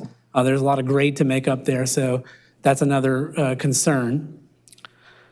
Additionally, we've agreed to have in the covenants a rule similar to that which can be found in the Solitaire neighborhood related to the use of persistent pesticides and herbicides. And so that will be something that will be incorporated in the covenants for the neighborhood. One of the pieces of feedback we got related to providing a fence between the park and the neighborhood. And this is one where I don't know that we saw eye to eye exactly on it. Understand definitely and appreciate the concern with preventing social trails and that type of thing from happening into the park from the neighborhood. Right now, what Baker Residential is looking at is providing a clear demarcation of where the property line is, so that people are very aware of where the neighborhood ends and where the park begins. Additionally, to help prevent that social trail, there will be, of course, the trailhead provided in the neighborhood, but signage directing people throughout there, so wayfinding signage in the neighborhood. And also, covenants would speak to not dumping in the required buffer. One of the other things, and I think it was just mentioned, is we've heard a lot of talk about environmental concerns, especially with runoff. And the Durham UDO requires the developer to control for the 1, 2, and 10-year storm. And On our next resubmittal, we've already drawn it up. In fact, the plan is to also increase our stormwater control so that it will handle the 100-year storm as well. And I'm not an engineer, so I'm going to say presumably anything under that. But technically speaking, it is the 1, 2, 10, and 100-year storm events. I don't know how those devices work, but that is a significant increase in stormwater controls, and one which we anticipate is going to have a benefit downstream. I think I'll leave it there for now and wait to hear from the rest of the speakers. Thank you. Thank you, Mr. Ghosh. And I'll give you time after we hear from the other speakers. All right, we have a number of speakers who've signed up, and I'm going to call them in order. First, we have Carrie Bishop-Kuhn. Second, we have Scott Sunseth. And third, we have Paul Lindia. And if I'll begin with those three, and if you all could please come over here to my right and line up over here. Thank you so much. And the first speaker we're going to hear from is Carrie Bishop-Kuhn. Welcome, Ms. Bishop-Kuhn, and you have 3 minutes. Thank you. My name is Carrie Bishop-Kuhn, and I live at 4 Moon Valley. Tonight I'm representing the Friends of Hollow Rock Nature Park, and we are one of the reports that was requested to provide feedback in regards to the impact on this development into the park and in ways that we can support the park and the longevity and sustainability of the park. So on behalf of the Friends of Hollow Rock Nature Park, we believe the location of this development adjoining Hollow Rock Nature Park requires thoughtful consideration during the construction and the building process to protect the park for future generations. We encourage Baker Residential to be good neighbors to not only to New Hope Nature Park, but to the citizens of Durham with decisions that will protect our community's public resource and public space for generations to come. Our recommendation at this time, due to the current level of ambiguity surrounding the public access, mitigation of human impact and biodiversity within the park, we are unable to recommend annexation for Kendrick Estates subdivision project and request that Durham City Council vote no on the proposal. We're willing to reconsider once we gain additional clarity. So that what we'd like to do is ask City Council to help clear up this area of ambiguity before voting. One area has to do with that public access through Kendrick Estates into Hollow Rock Nature Park. The easement within that tract of land provides for 2 trails, and both of them are located adjacent to some wetlands. DOST has recommended that they be consolidated into one area, but right now the current site hasn't been updated, and we don't have a design about that public access point. So it still remains quite unclear. The one thing we do know is that because Baker Residential has proposed the use of a high impact development model, there's going to result in significant clearing and degradation of the land. So the proposed access point now will be raised 16 feet above the park floor, and it's going to be extremely steep to get from where they've got 16 foot at the top all the way down, and we don't know what that's going to look like. And with that in mind, we want to make sure that this one, not the 2, but now it's consolidated into one, that access point is sustainable, that it's safe, and that it's accessible to the public for use now and for in the future. And that also that it doesn't create additional costs and expenses for the city of Durham as they're maintaining that park. The sort of that goes back to that, because there's only this one particular access point. We're looking at the fact that this is an uphill development, and right now there's a 30-foot buffer. So we really do believe that having a significant barrier is important. Thank you, Ms. Bishop. Thank you.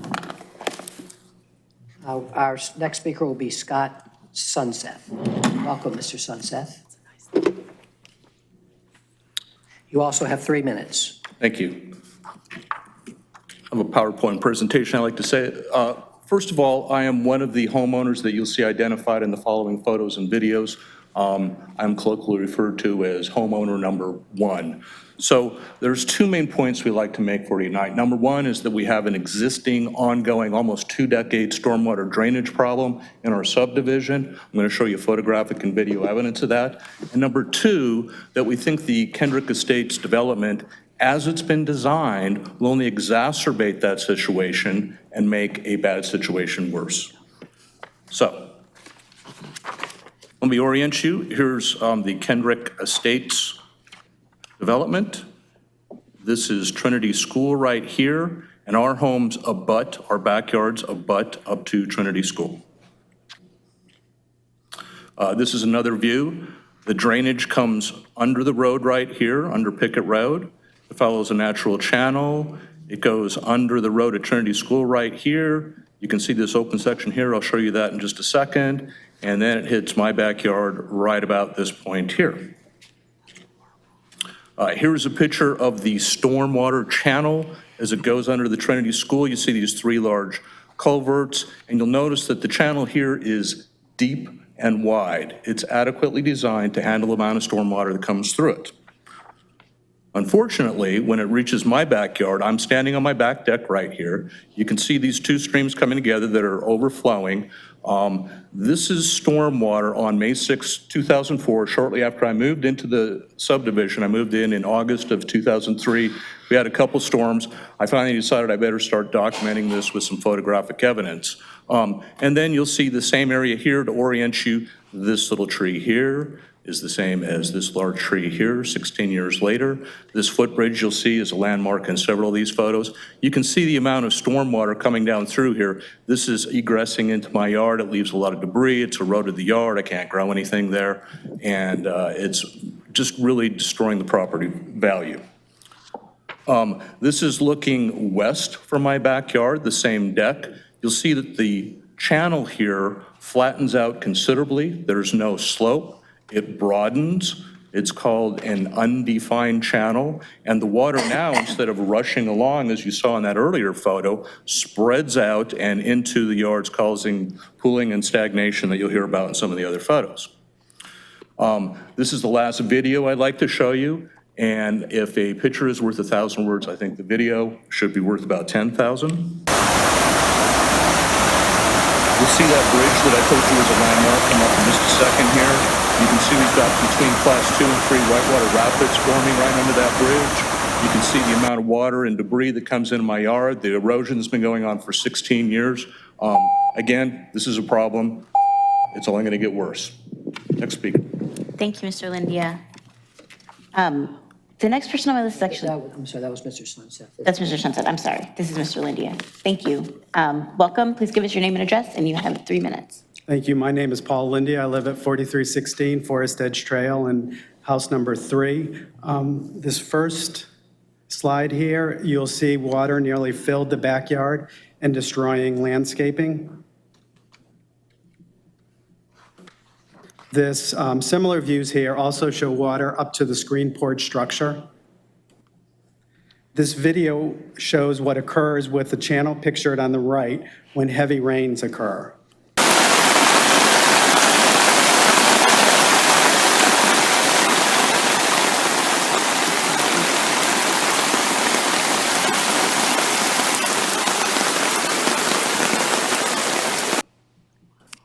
And here you see the depth of stormwater debris in the backyard of number 2. To protect the home from stormwater, the yard here has been raised 2 feet with a retaining wall that will be added to keep the raised area from being lost to stormwater flooding. 14 years after moving into the home, homeowner 1 continues to experience a channel that does not contain stormwater. Here you see a channel near the entrance to the school that is sufficiently wide to contain the flow, but the channel narrows and then empties into an undefined channel behind our homes. These are more views of water outside of the swale behind our homes. This video shows stormwater sources converging, with the portion on the right coming from the part of the neighborhood and the portion on the left coming from the offsite.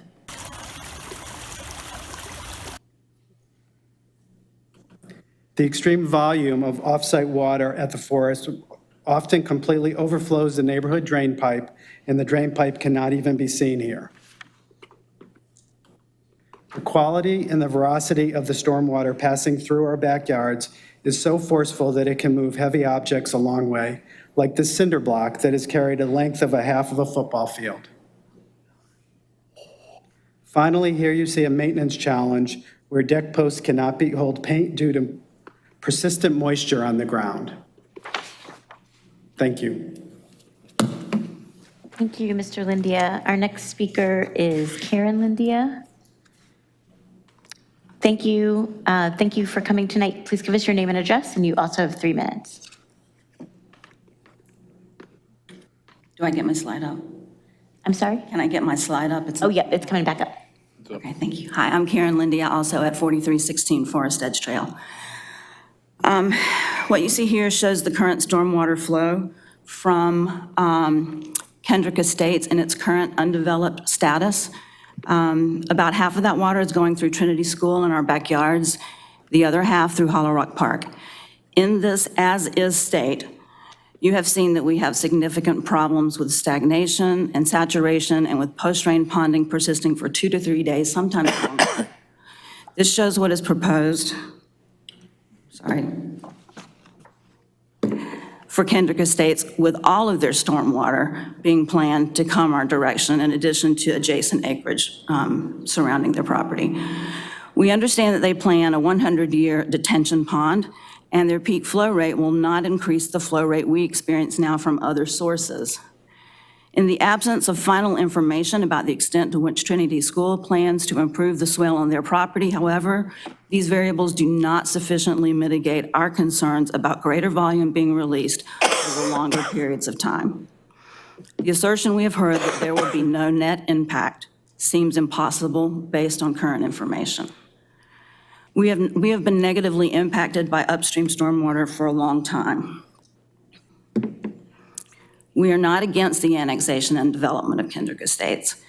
We have communicated with Trinity School. Many of us have relationships with the school, and we understand that they're working with McAdams Engineering to consider redesign options for the swale on school property. We have not been successful in efforts to meet with Baker Residential or McAdams.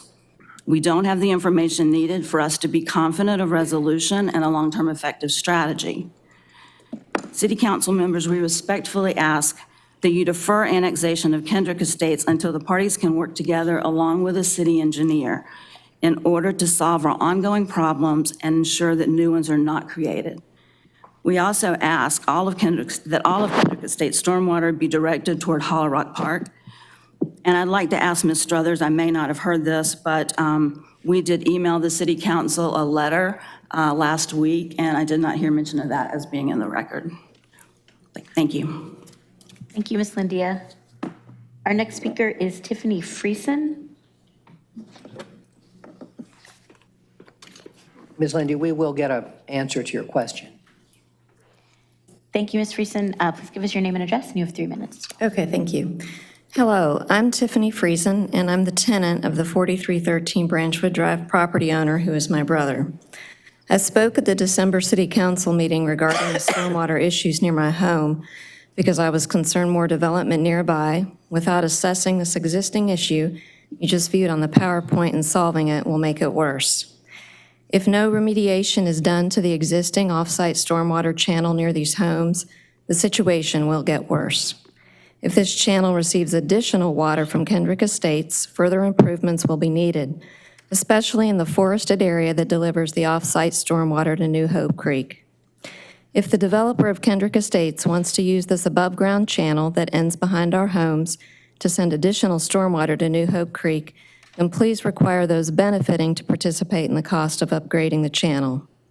At the suggestion of the developers, the homeowners did reach out on January 31st to schedule a meeting with the developers, their engineering firm, and the city engineer to discuss our concerns about stormwater. The developer responded on February 3rd to us. They were further looking into this, which I trust they are, but we have not heard back from them on this matter. The situation requires the city to consider the needs of all properties, Hope Creek, Trinity School, Kendrick Estates, properties adjacent to Kendrick Estates, Solterra, and Hollow Rock Park in this region, as they consider the best long-term solution for everyone for stormwater management of Kendrick Estates. Along with my neighbors, I ask City Council to defer annexation until more analysis is done and concerns of property owners who would be adversely affected by this are fully resolved. Thank you for the opportunity to be heard. Thank you, Ms. Friesen. Our next speaker is Cumbus Klein.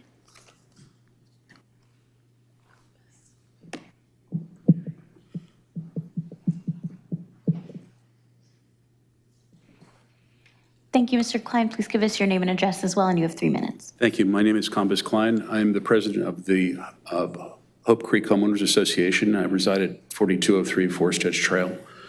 I'm talking to you on behalf of 106 homeowners in the Hope Creek Homeowners Association. Would like the City Council to urge at least delay of the vote on this development until some of these issues with stormwater and some traffic issues that I'm going to talk about briefly are addressed. As you're aware, this is a 21-acre plot of land. 50% of the land, 50% of the stormwater, I believe, drains into the Hope Creek, Hollow Rock Park, and 50% drains into the swale that borders the north part of our property.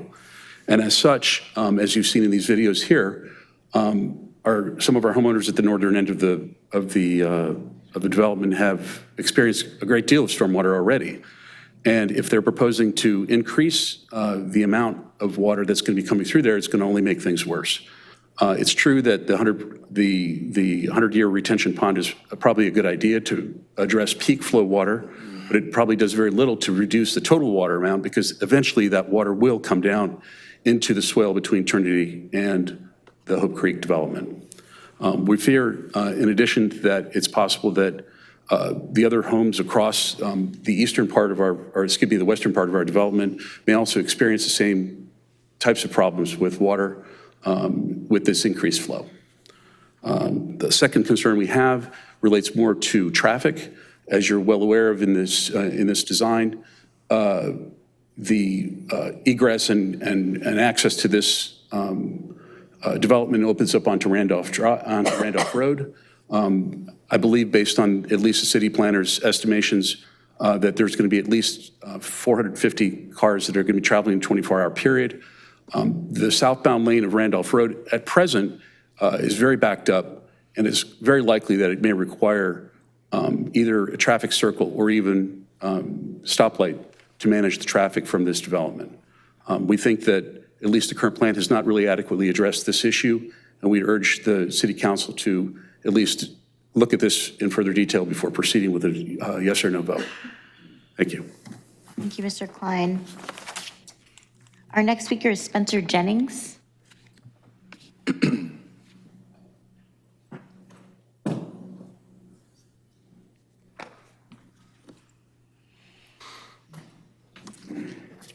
Thank you very much. I live on 3612 Randolph Road, also own the lot 3614.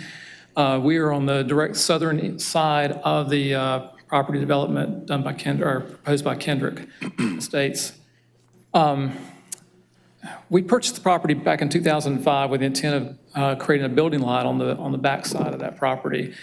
And our concern now, basically, as the previous speakers have said, is that the amount of water that's going to be on the property is going to have a negative impact, I think, on the value of the property or the sustainability or the value of the property as a buildable lot. Some of the same concerns that these current residents have are the same concern I'd have if I were to go forward and to build on that property.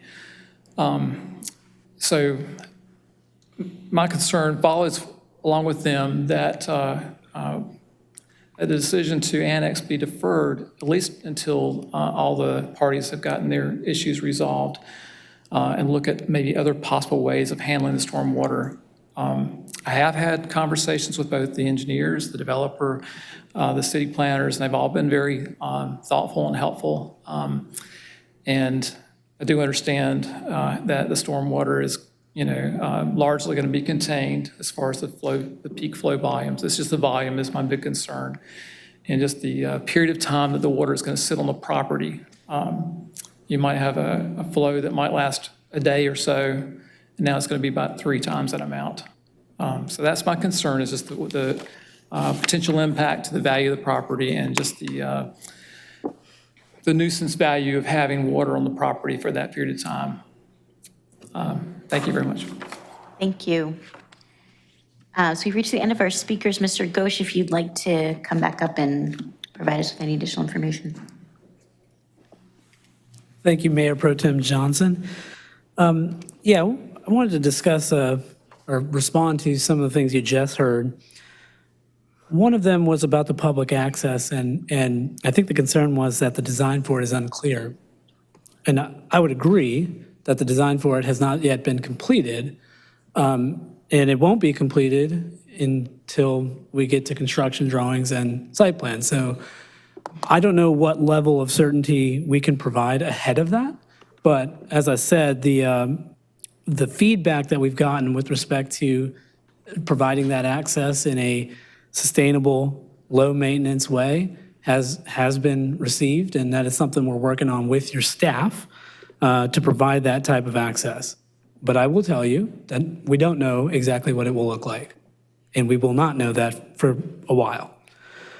You saw a lot about drainage problems and stormwater issues that are existing, and that is one of the points. I understand that doesn't help necessarily with that problem, but the point is there are some existing drainage problems that the Kendrick Estates project is not going to be able to help mitigate. Now, what it will do is not make that worse, and that's what it's required to do.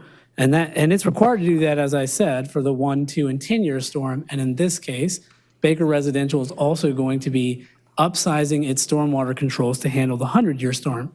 And this should be a significant increase or a significant improvement over what is already required. Now, there was also a lot of talk, and I think you heard it, about the problems existing at the Trinity School development. And we agree, there is a problem there. But it also is not a problem on property that we're talking about or property that we control. Now, the neighbors mentioned, and I also am aware that the school has retained McAdams to work on that. So McAdams is working on a new design for that channel. I don't know what it will look like and when it will happen, but that is something that the school actively is working on right now. And I know that your stormwater engineer, Mr. Irwin, has been involved in that project as well. So there should be some improvements there in the pipeline. But to the extent those problems already exist, it is not something that Baker Residential has a whole lot of ability to help at this point. One of the suggestions was to direct all stormwater to the Hollow Rock Nature Park. And we think that's a bad idea. And that's exactly why we didn't design the site that way. And it also is, it contradicts a lot of the information and a lot of the feedback that we've gotten from the city staff and from the Hollow Rock Nature Park, the different groups that are working with the Hollow Rock Nature Park. So I don't think that's really a viable option. I don't think it's a good option. But we are going to, as I said, be upsizing our stormwater controls to handle the 100-year storm. As far as traffic, this development is not very big, and it is not even close to moving the needle for like a traffic impact analysis or a traffic study, something like that. The existing traffic on Randolph Road, in fact, is below the current capacity for it. That's not to say that there aren't a lot of cars on Randolph Road. There are, but by design, that the road can already handle that traffic and also the traffic from our project. We think the traffic is adequately handled on the project as is. And then you also heard from Mr. Jennings, who owns a property directly south of the Kendrick Estates property. And we've looked at his property and have had conversations with him, as you've heard. My understanding is that there is already a buffered stream on that property that has really nothing to do with what's going on in the Kendrick Estates. That property is wet, and it will be wet and there's nothing you can do to not make it wet. I understand that he bought it and was hoping to build on it, and I'm not saying it's not buildable, but it certainly will be difficult given how wet it is already. Again, we don't think we're causing any additional harm to that property, especially with the proffers on stormwater and stormwater commitments we're making. Thank you. I know my time is up. Thank you, Mr. Ghosh. We've had one additional opponent sign up to speak, Mr. John Kent.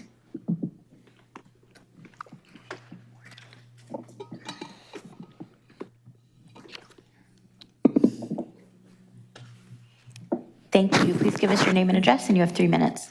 My name is John Kent. I live at 394 Cub Creek Road in Chapel Hill. And I wear 2 hats, actually 3. I've done stream watch on New Hope Creek for a number of years. I'm a board member of New Hope Audubon Society, and I'm a technical advisor to the New Hope Creek Corridor Advisory Committee. I want to say it's mixed what my feelings are on this. We have had several meetings with developers, and I think on light pollution, native plants, pesticides, and some limiting the trail connection to 1 from 2. We've made progress. Sir, would you pull back from the microphone just a little bit? It'd be better to hear you. It should be too far back or too There's a far. sweet spot right there. That's okay. You got it. Okay, so I know what the corridor committee met on this last week, and we had hoped to see something.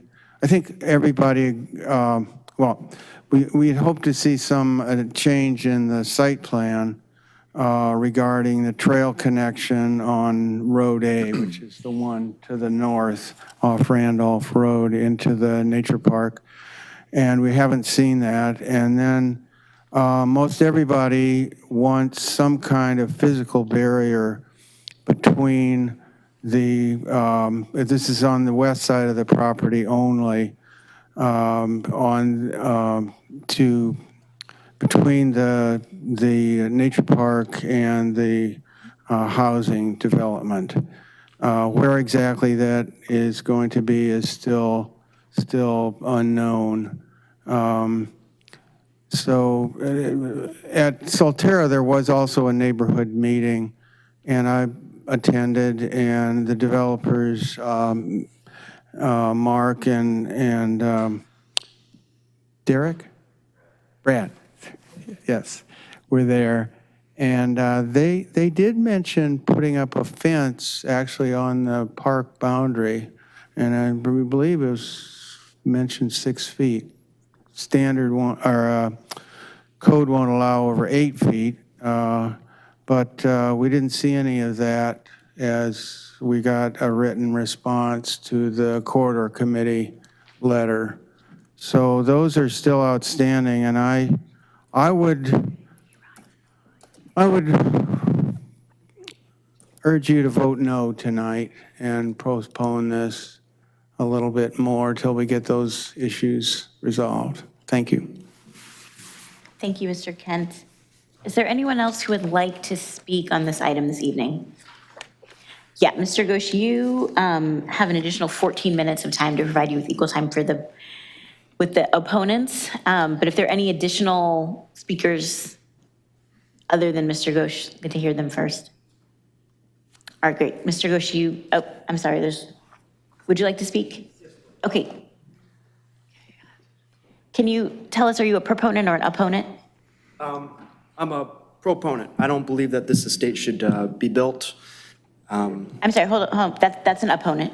Opponent, fantastic. Okay, great. That's the dyslexia speaking. And when you're done speaking, if you could go fill out a yellow card with the clerk, that would be great. It'll be my pleasure. Thank you guys so much for having me. Please give us your name and address, and you have 3 minutes. Yes, sir. My name is Roman Jennings. I'm actually Spencer Jennings' son. I live at 3612 Randolph Road, and our property is adjacent to this proposed housing unit. I grew up on the property. I used to play in these woods. I know them very, very well. And I think the wildlife situation would, of course, be hurt by this whole system. And I think some of the arguments here tonight were a little bit disappointing to hear. I think we need to really address the concern about some of these neighborhoods' previous planning. As we see a result with poor neighborhood planning, we see results of situations where runoff goes unexpected ways. We have poor water control. So my point is, if we don't pay attention to the past and how, if we're not paying attention to how the water runoff is really designed, we can run into another situation, if not worse. They, of course, speak about the idea that we're not going to make it worse, and I'm sure that during the previous neighborhoods installation, that same argument could have applied because there are so many unknowns in that. And I really do think that it's a very important point that we understand the ramifications of installing a property, where it's at with the knowledge that we have about how the water situation is being handled, and then putting an adequate solution, an adequate knowledge base of what that's going to be. Not because it's going to make my poor little neighborhood, feel bad. It's just, I think that it's really important to be consistent in how we go about putting in developments. I think this sets precedent for future neighborhoods being installed in Durham, and I think it's important to pay attention to, and people will reference this in the future. So thank you guys for having me, and I really hope we can come to a good resolution here. Thank you. So the proponents now have an additional 17 minutes. We would love it if you didn't use all of it, but it is available to you if you need it. I won't use all of it. Use as much as you like. I'm going to pull the doc cam out. He knows how to do things.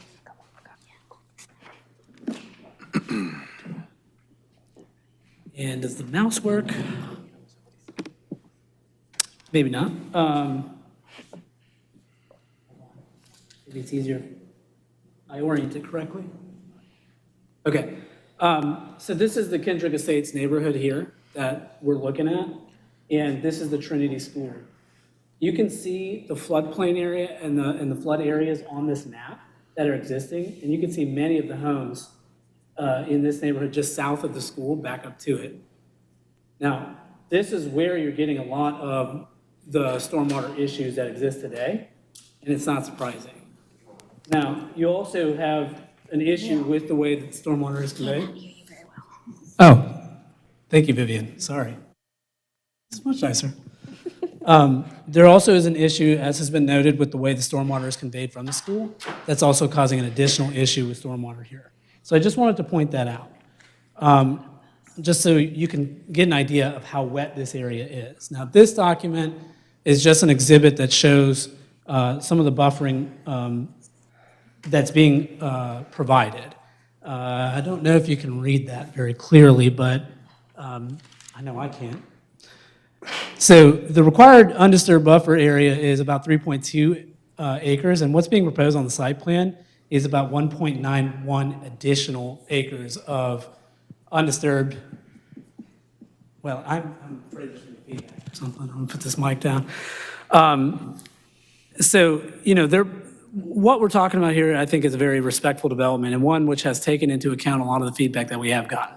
I want to say thank you to Mr. Kent for coming up here. In my haste earlier, I did forget to mention what Baker Residential was proposing as far as a fence. We've gotten a lot of feedback, and I will say conflicting information on whether a fence is a good idea here, given that it's a nature corridor, but there also seems to be a lot of good reasons to have a fence. And so Baker Residential is committing to putting a fence on the property line, essentially. And that fence, so between the development and the park, a 6-foot-tall fence that would be that black wrought iron, 5-foot-tall fence, that would be that black wrought iron looking fence. And that will prevent the social trails from being formed from the neighborhood into the park, which I know is a maintenance issue for the parks. And I apologize for having left that out earlier. I'm not going to take up all of this time at all, but I think what I just want to be very clear. I understand that there's a lot of concerns, a lot of eyes on this, but I don't want you to get the impression that Baker Residential has not paid attention to that and has not, in good faith, tried to make a good development better. There have been a lot of proffers added to this, which I know is a little bit hard to stomach in that this is an annexation. But Baker Residential is committed to providing a good community and in being in Durham. This is not going to be their last project here. Just one other note. So the site plan, I think there was some questions about how that connection would be shown to the park. There's not, I mean, the site plan is never going to show a lot of detail on that. The connection is here. That's the connection. And on a site plan, that's the detail that you're getting there. So in that cul-de-sac, that would be all public right-of-way, and that's going to be maintained by the city. After that, it's going to be maintained by the HOA. So, again, from a maintenance standpoint, we hear it loud and clear that we want a low-maintenance type of item there, especially because the HOA is going to be somewhat responsible for the maintenance of it. So we're trying to develop a connection there that's going to be very nice, and one that's not going to require a whole lot of maintenance, and one that's not going to get washed out continually and constantly.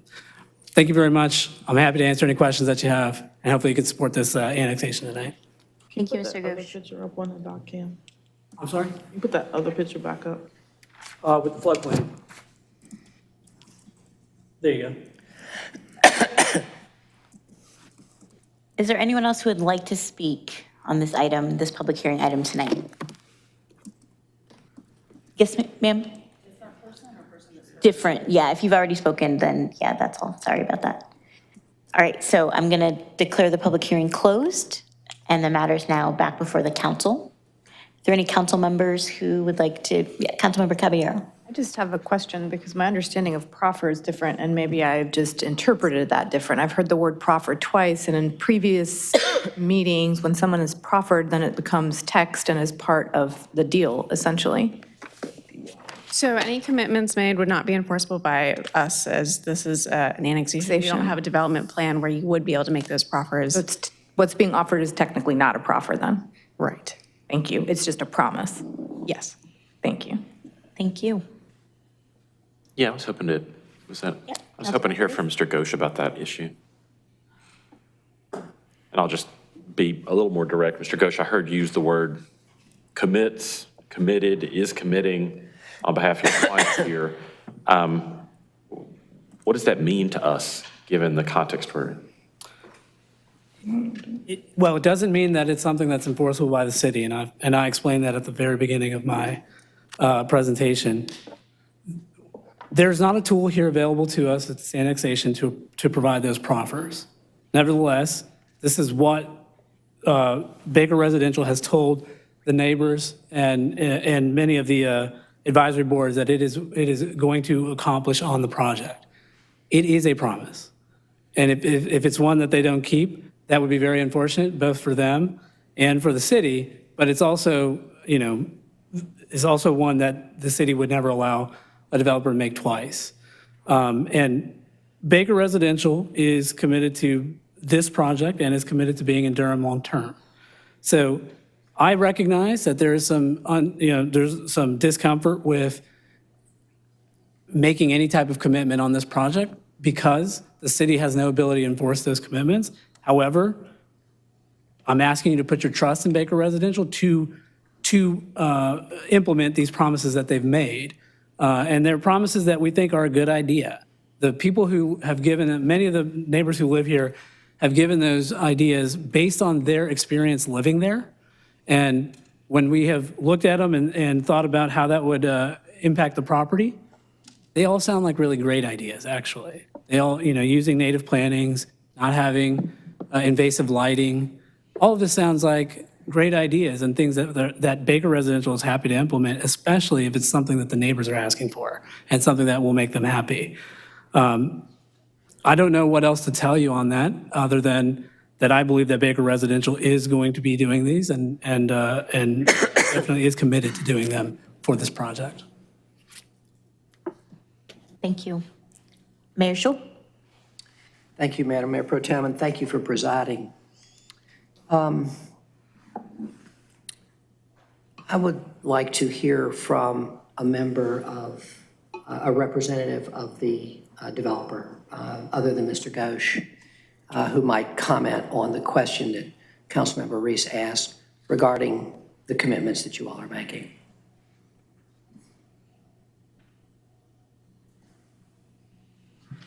Yes, Mark Bowles with Baker Residential.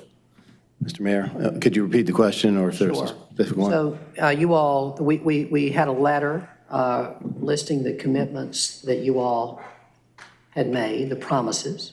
That's correct. I believe it was dated Thursday of last week. Yes. And it did not include the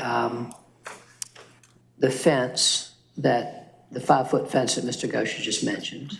I would be happy to reissue that letter with the change to it. And you've heard Councilmember Reese ask, do you have any other comments in terms of, let me put it like this. Usually in these situations, when we're in a rezoning, there's a development plan and that kind of thing, and we can be assured that these are commitments that are enforceable by the city. What kind of comfort level can you give us? Mr. Ghosh has already given us his thoughts, but what kind of comfort level can you give us that if we were to approve this annexation, that you all would indeed do the kind of lighting that you've talked about doing, provide the kind of trail entrance that you've talked about, park entrance that you've talked about, provide the 5-foot fence on the west side, and so forth? Could you speak to that? Well, as Mr. Ghosh said, we would intend to do more business in Durham. I mean, I personally wouldn't stand up here and tell you something I didn't intend to do. And corporately, we don't intend to do that either. Again, if we tell you we're going to do it and we don't do it, then our reputation is shot. And that's one of the most important things for business, to have a reputation that they do what they say. So I think it's really, I mean, we've been doing business in the Triangle for over a decade and would like to do so for the next 20, 30, for a very long time in the future. And we need to abide by our agreements if we're going to do that. I have one more question. Sure. Thank you very much. My other question is for Ms. Struthers or for someone in the administration. Could you speak to the stormwater issue? You mentioned it in your original comments, but Mr. Young, we've heard from the folks in a nearby neighborhood that, and seen the very real problem that they've got with stormwater runoff in their neighborhood. I see this floodplain map, which is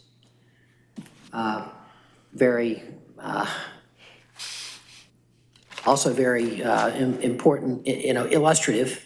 The developer is saying that they will provide a 100-year floodplain, or rather stormwater treatment, and I wondered if you could comment on that relative to the concerns of this neighborhood. Sure. Thank you, Mr. Mayor and members of council. Good evening. Pat Young with the Planning Department. Start for the record with the fact that I am not a professional engineer, not a stormwater engineer, but I have been working 25 years professionally in the field and had about an hour-long conversation with Michael Irwin, who's our staff engineer with the Public Works Department, who's been on site and has been referenced by the applicant and some of the neighbors in this conversation, who's analyzed this issue extensively. He was not able to be here tonight, so I am speaking on his behalf.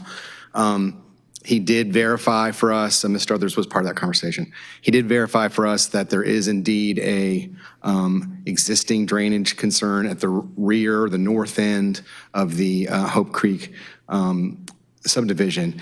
The Hope Creek subdivision was developed in the early 1990s, prior to the advent of current stormwater control rules and standards that were from the early 2000s, 2002 to 2003. So the fundamental problem that exists that the neighbors characterized and showed is really a matter of kind of design that was inadequate to manage off-site stormwater, which was very common at the time, and really any development prior to about 2002 or 2003, many developments throughout the community, as I think you all are well aware, have a similar set of issues because stormwater issues were not required to be incorporated as they are today. So what I can say is, in addition to that, is what is being required of the applicant. Mr. Ghosh made it sound like a voluntary offer that the city staff will enforce and require a 100-year on-site detention of the peak flow from a 100-year storm. So what that is very likely to do, currently, stormwater's running, the site's not developed, but it's running uncontrolled off of that site. So having this very large, sophisticated engineered device should slow down the peaking and the rate of flow to that location that was depicted in the video and in the pictures. But the total volume, as was stated by the opponent, will ultimately end up in that low spot because of the fact that there is not a conveyance from the Trinity School site to the floodplain, the swamp area to the west adjacent. As you heard applicant refer to, there is currently, Trinity School is doing some modest improvements in the rear of their property. They are in essentially what amounts to negotiations. We cannot require them to complete that conveyance from their property over to the floodplain area, which would dramatically, significantly reduce this flooding issue. But really, there's no mechanism to require this applicant to contribute to that or to mitigate this existing problem. So does that address your concern? Very much so. Thank you. Appreciate the information. Sure. Thank you, Mr. Mayor. Are there any other questions or comments from council members? I have a question for Pat. Sure. Thank you, Madam Mayor Pro Tem. So just very directly, in your professional assessment, because the staff is recommending that we approve this annexation, is it safe to assume then that the representations that the developer have made to mitigate stormwater issues is sufficient to address your concern? In other words, it won't will it or will it not exacerbate the already existing problem, which I think has been documented already exists? Right. So the peaking, so you saw some of these videos and pictures where there were rapids and very large volumes of water coming through and causing scouring and abrasion and moving debris. That should be reduced and improved. The total volume of water will be at least somewhat higher if Trinity School or some other party does not create a conveyance from the current terminal point on the Trinity site over to the floodplain to the east. I'm not trying to be evasive. It will improve it in some ways, but it will be the volume of water that will be standing, if it's not mitigated by Trinity School or some other party, would be somewhat higher because the total runoff from the site would be greater. Something I will remind council that I think is very important here and has not been mentioned tonight is that this property is currently in Durham County, zoned RS20. It could be developed at a lower density, so a lower number of units.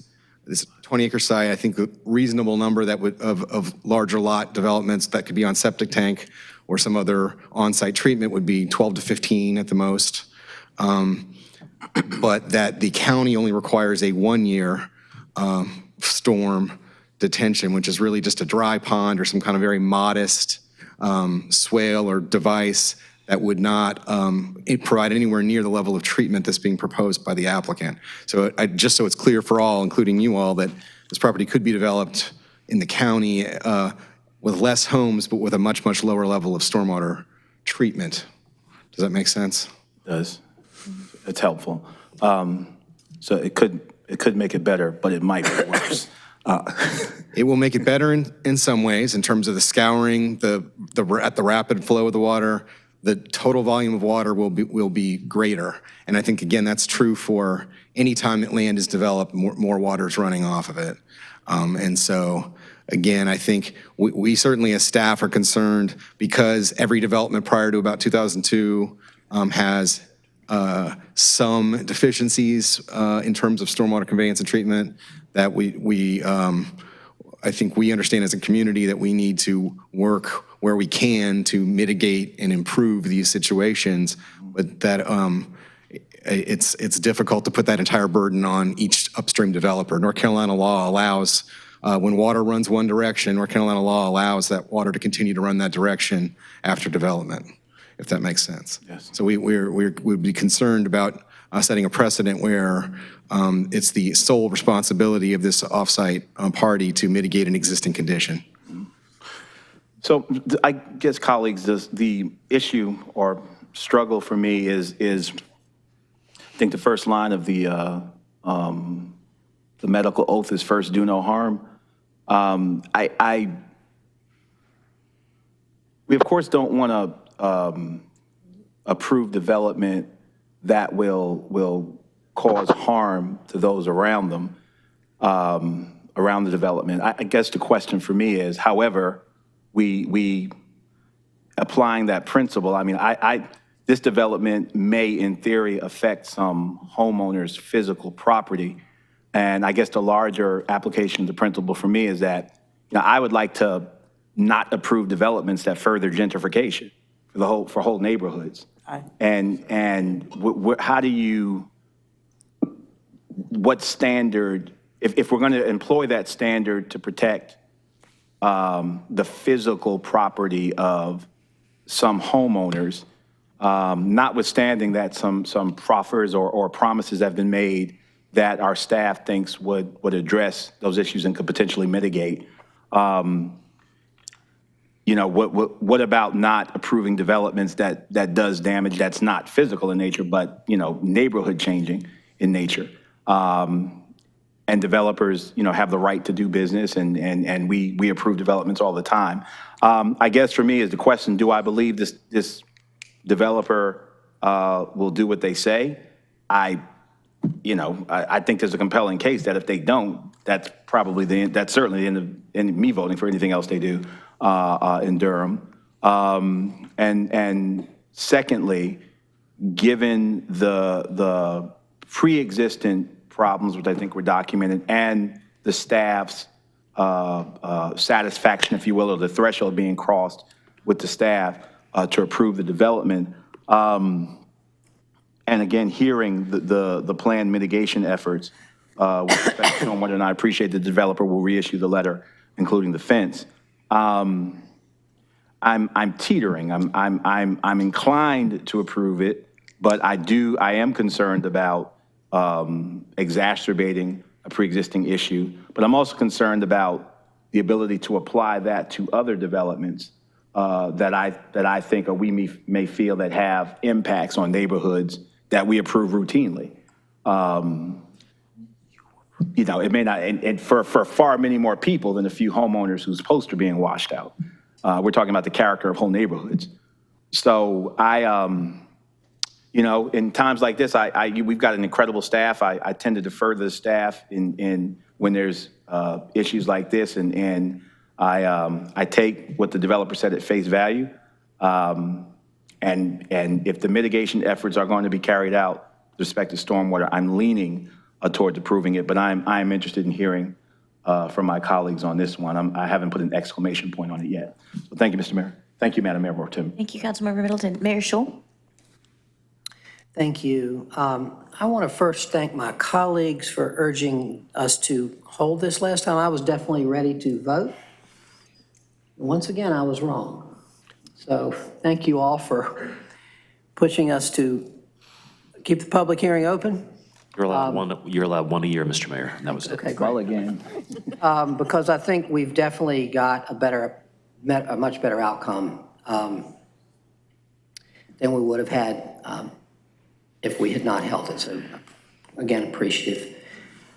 I think that as I read the concerns of DOS, the New Hope Audubon, the Friends of the Park, EAB, Environmental Affairs Board, they all had various concerns and all urged a wall between the park and the development. And when I read the letter and when again heard John Kent's comments earlier, this confirmed for me that the developer had met all of the concerns of those organizations that we asked to look at it around native plants, maximizing vegetation in the buffer, lighting and so forth, with the exception of the agreement to build a fence, which Mr. Kent referred to. But now the developer has promised to build this fence. And I think that in terms of the organizations that we approached to comment, they have, I think, fulfilled all of the, they've met all of the concerns that were expressed. And it was really good to have those concerns expressed by those groups. I do want to, I'm glad that the developers decided to promise that this fence. I do want to say something about social trails. There has been a lot of concern about the groups, the EAB and so forth, about social trails and the creation of trails into the park that would not be, that are not planned for the park. I do want to point out an interesting irony.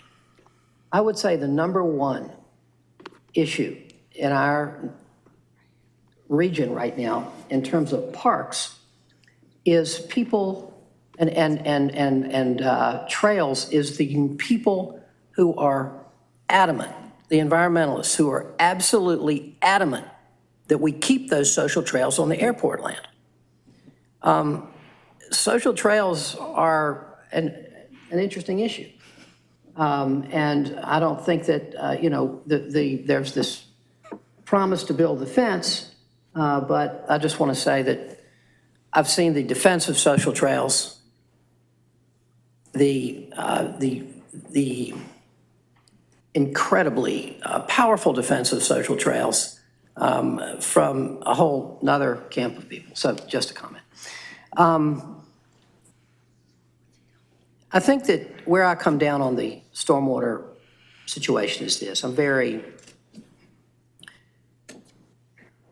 I can really understand the concerns of the neighbors and appreciative of you all bringing us those concerns. And the videos are very powerful testimony about the stormwater that you all are facing. I think that, as I see it, there are a couple of options for the developer. One is the annexation, in which case there will be the enforcement of the 100-year storm catchment. The other option, and more homes. The other option is that there will be, eventually, this area will be built on septic, and there will be fewer homes, but there will also be, as Mr. Young pointed out, that the county only enforces the 1-year stormwater runoff. And so I think that, given that, and I understand, so I think given that I think that overall, for the stormwater situation that you all are facing, this is probably a better result. We don't know when it would be developed later on septic, but I think that's certainly, it's sure to come. I do think there's another important advantage of this that has nothing to do with you all or anything to do with anyone that lives there now, which is that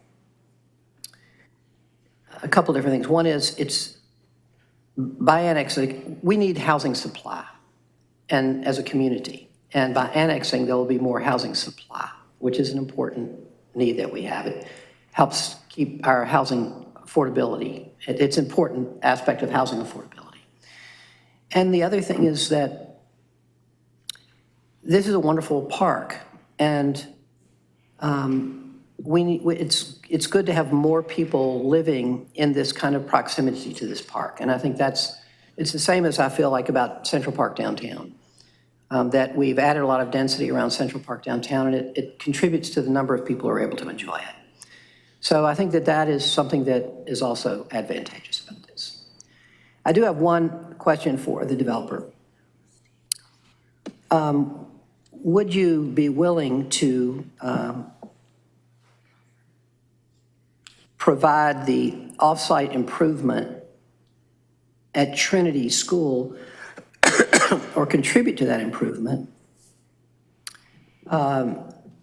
to reduce the runoff from the Trinity School area?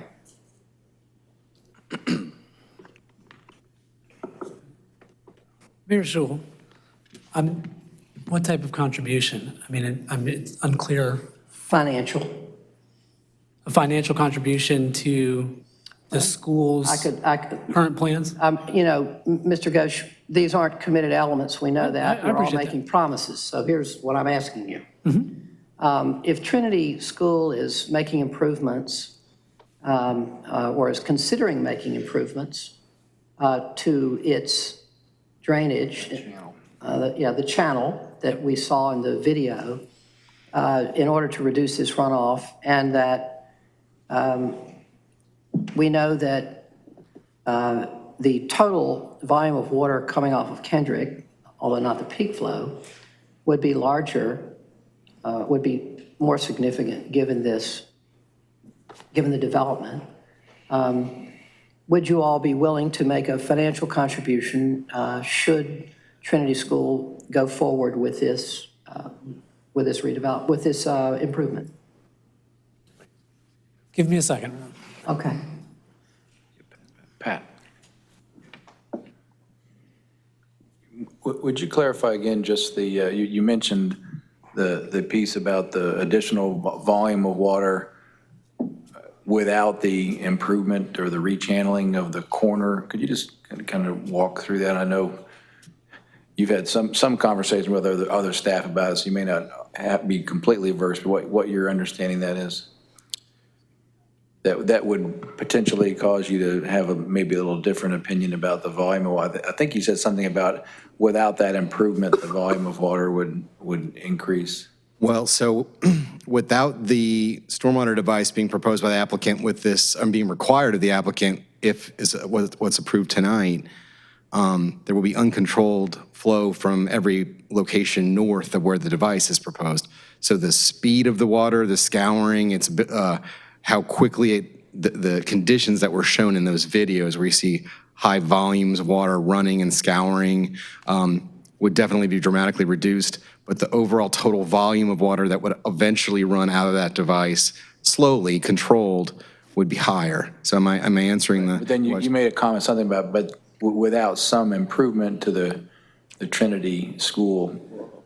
Right, so the Trinity School is making some very modest, I think it's adding one or two small buildings in the property. They would not be required normally to complete this conveyance essentially along the entire rear of the Hope Creek development, which is what's being contemplated here to really help reduce the problem that the neighbors brought to you all tonight. So what Mr. Irwin, our staff engineer, told me was that there's a relatively modest cost to Trinity because they're doing other improvements. They'll have equipment and crews deployed. So I'm still not sure I'm getting at your question. But are there other more substantial improvements that could be made there that would help this situation further that you're aware of? It really just requires piping and channelization of the area that was shown in the neighbor's video where there's standing water and running water, that be piped similar to what is upstream. The first speaker, homeowner one, I'm sorry, I forgot your name, sir, showed the large, the 3-barrel bridge. That's really, very high quality. That's 30-plus inch pipe. Really would be matching that type of pipe downstream to convey it through. So that's what Trinity would need to do in order to help substantially reduce the flooding condition. Do you have a sense that's permittable? Yes. Okay. Thank you. It wouldn't be all channelized. It would be a combination of riprap and piping, but yes, it is permittable. Thank you. Councilmember Caballero? I'm sorry, you're going to respond to that first. Oh, okay. To the prior question from Mayor Schul. So I'm sorry, I missed the conversation that was going on in the meantime. So our understanding is that the school is working on increasing the channel to match the upstream, which I think is currently the issue. And, they're already working on that. And basically, if that's going to happen, then I don't think that there is a financial contribution that Baker Residential could make that would help that anymore. If that doesn't happen, I think that is something that Baker could consider at that time. But right now, our understanding is that the recommended improvement for Trinity School is actively being worked on by McAdams. I should also mention that McAdams also is the engineer for Kendrick Estates project, and our McAdams engineer is here, although he's not working on the Trinity project.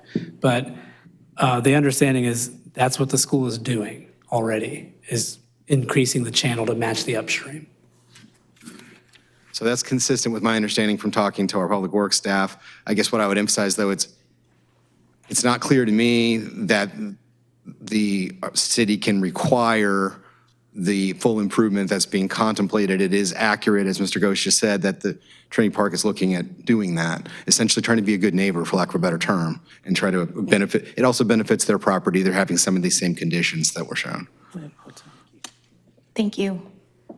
Councilmember Caballero and then Councilmember Freeman.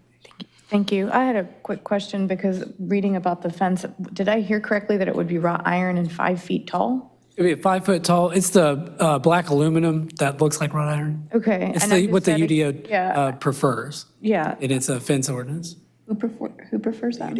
Okay. but In the that's UDO, not that's the necessarily fence type that's listed, but you are allowed to do a, like a 8 foot tall opaque fence, I suppose. But the one that's mentioned is like a black aluminum fence. Okay, because what I had been reading is that the idea was to have it solid material, not necessarily wrought iron. I don't know if one of the concerns is, 5 feet is actually not very tall, so you can still throw things over.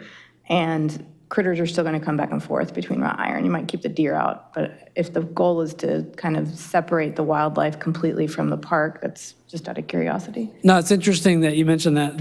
I couldn't speak to the height. I know one of the concerns was dumping, into the park area. So maybe 5 feet is not tall enough. I don't know that there ever was a specific height that was recommended.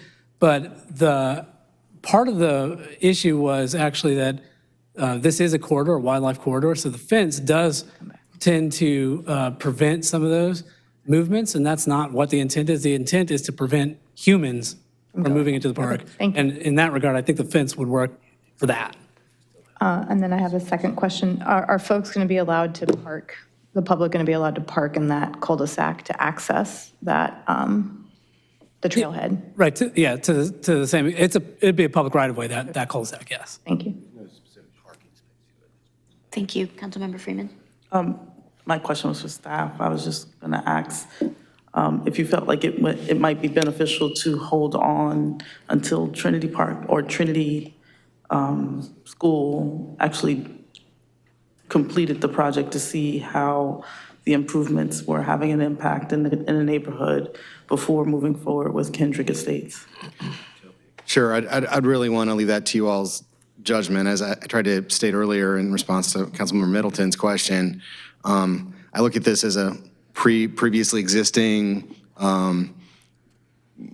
drainage issue that primarily pertains to the inadequacy of the stormwater design of the Hope Creek subdivision.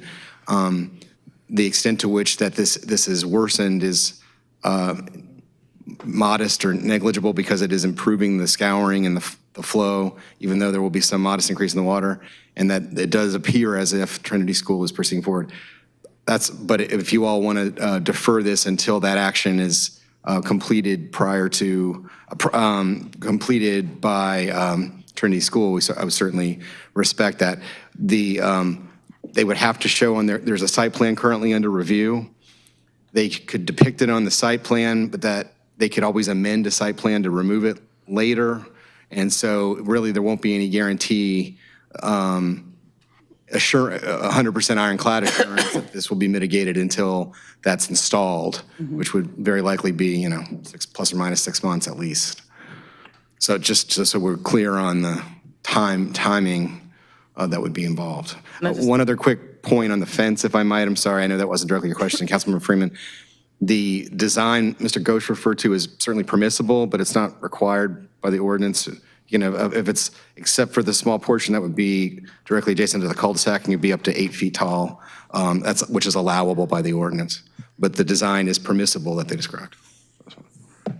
And I was just going to say to my colleagues, recognizing that the residents in the community aren't against the development, they're actually just trying to figure out how to make sure that the water is going to be mitigated, and adding a development on top of it does feel like a heavy burden for the residents. I recognize that I've had the same issue in my neighborhood. I know of lots of other residents who've had the same issue, including a resident on Tanglewood who's facing a similar issue with 3 above ground sewer, I wrote it down,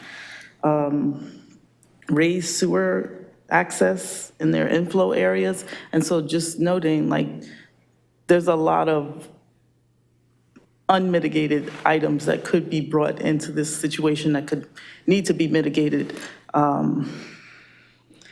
just rushing through this process.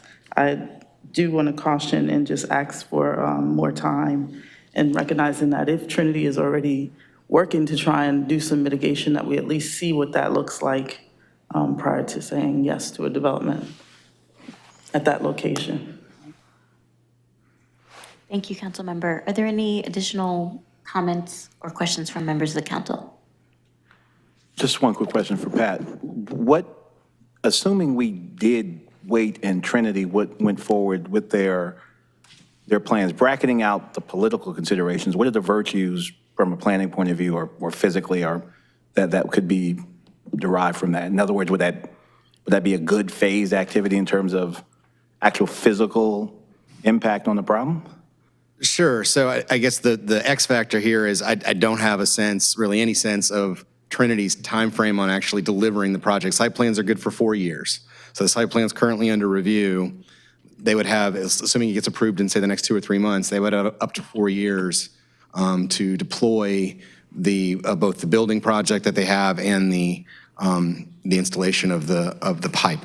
So I don't have any sense of what their time frame to deliver that is, and without knowing that, it's difficult to therefore assess the impact on this development. I mean, you need to talk to the applicant about their needs and that time frame, but we really couldn't provide any kind of guarantee and documentable reduction in the conditions you saw until that pipe would be installed and operated for a pretty high intensity of rain event.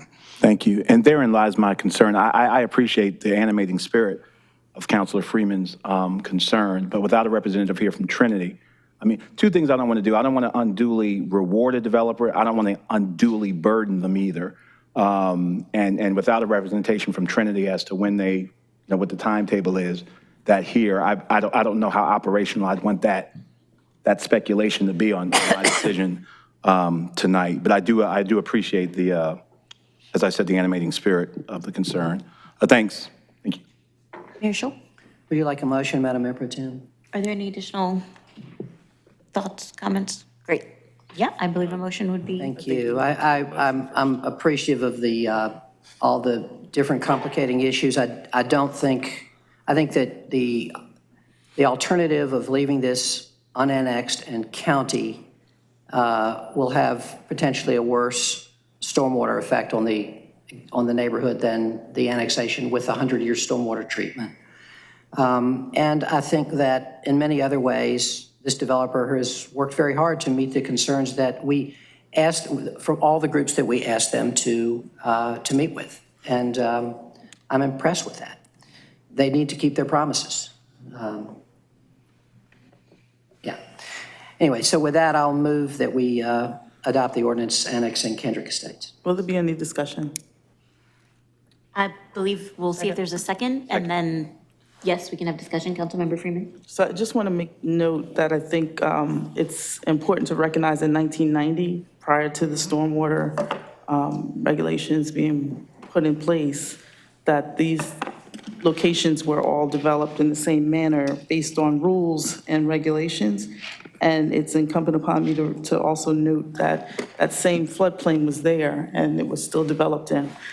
And as we move forward, noting all of the shifts and changes that have not been addressed around stormwater in the areas or the communities that have been set up prior to that 2002, 2003, my growing concern is that we continue to do more development in areas in which we know there is already water issues, and there's no plan, there's not a clear-cut way to address it. And I continue to have this issue. I continue to raise this issue each time we talk about building where we know there's flooding, or talk about moving forward with developments, knowing that there's flooding. And so I just want to make a note there that I cannot support this moving forward. Thank you, Councilmember. Madam Mayor, are you going to? No, would you like to speak? I would. Councilmember Reese, please. Thank you so much, Madam Mayor Pro Tem, and I want to thank all my colleagues for their remarks so far. I also want to thank all the folks from the general public who came out to share their concerns about the development of this piece of property that's adjacent to what seems like a really lovely park. I will admit to some familiarity with this part of the city because for a very brief and lovely time, my daughters attended the Trinity School. And so I spent a lot of time in the creek that we thought was a creek and now we understand is a drainage ditch that runs through what the kids at Trinity lovingly call the 100-acre woods, which is obviously much smaller than 100 acres, but they're kids, it's okay. And I'm somewhat familiar with this part of the city for that reason. You know, this job is all about choices. And the choices in a case like this are as stark as we see them. We've heard from our planning director that the property is developable at a very smaller number of houses on larger lots, and that the stormwater requirements for a developer in that scenario are exceedingly small. But we've also heard that developing this property as set forth by the developer in this proposal also has some significant problems and concerns, not just for the folks who are downstream from them, but also for Hollow Rock Park directly adjacent to them. And I guess my deepest regret tonight is that our forefathers here in Durham did not see fit to obtain title to that property in some way, shape, or form, at least saddle it with appropriate easements that would prevent this sort of development from happening there. But that is not where we are today, and so we have to figure out what is in the best interest of the city.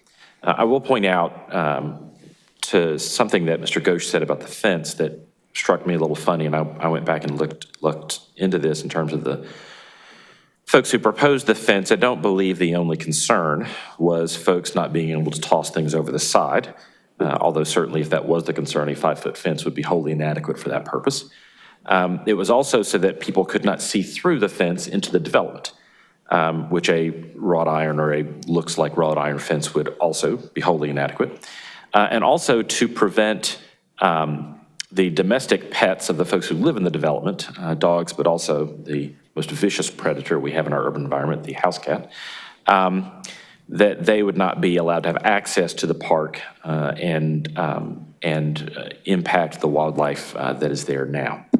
And so I just wanted to, I caught note of what Mr. Ghosh said, and I wanted to make those observations. The property is not currently part of the city of Durham. We have the decision, this body, the 7 of us, will decide whether or not it ought to become a part of this city. I don't think we should annex it to be a part of the city. I think that if we choose to say no tonight, that leaves open lots of alternatives about how the disposition of this property, some of which may be worse than what's proposed here, and some of which might be better. But I don't think we should fool ourselves about the purpose to which this developer is here. This developer is not coming to us saying, please let us protect the stormwater interests of this piece of property for you, O City of Durham, by annexing us into you. That's not why they're here, and we all know that. And that's okay. That's not your job. It's our job to figure that part out. I totally get that. But I don't think it's in our best interest to make this part of the city, not today, not under this proposal, and I'll be voting no. Thank you, Mr. Mayor. Thank you, Councilmember Reese. So we have a motion and a second. Madam Clerk, will you please open the vote?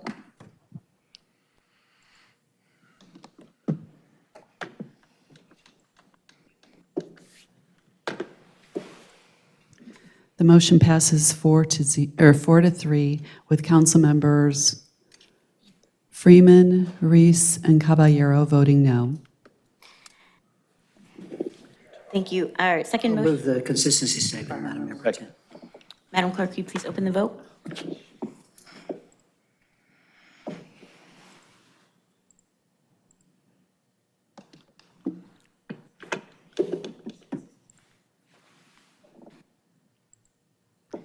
The motion passes 4-3 with council members Caballero, Freeman, and Reese voting no. And I'll move the ordinance. Second. Please open the vote.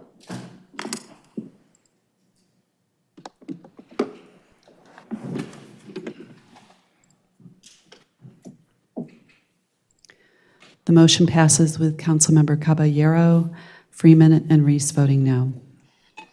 Thank you. Want to hit the gavel? Do I can hit the gavel? Wow. There being no further business before us tonight, this meeting is adjourned at 9:53 p.m.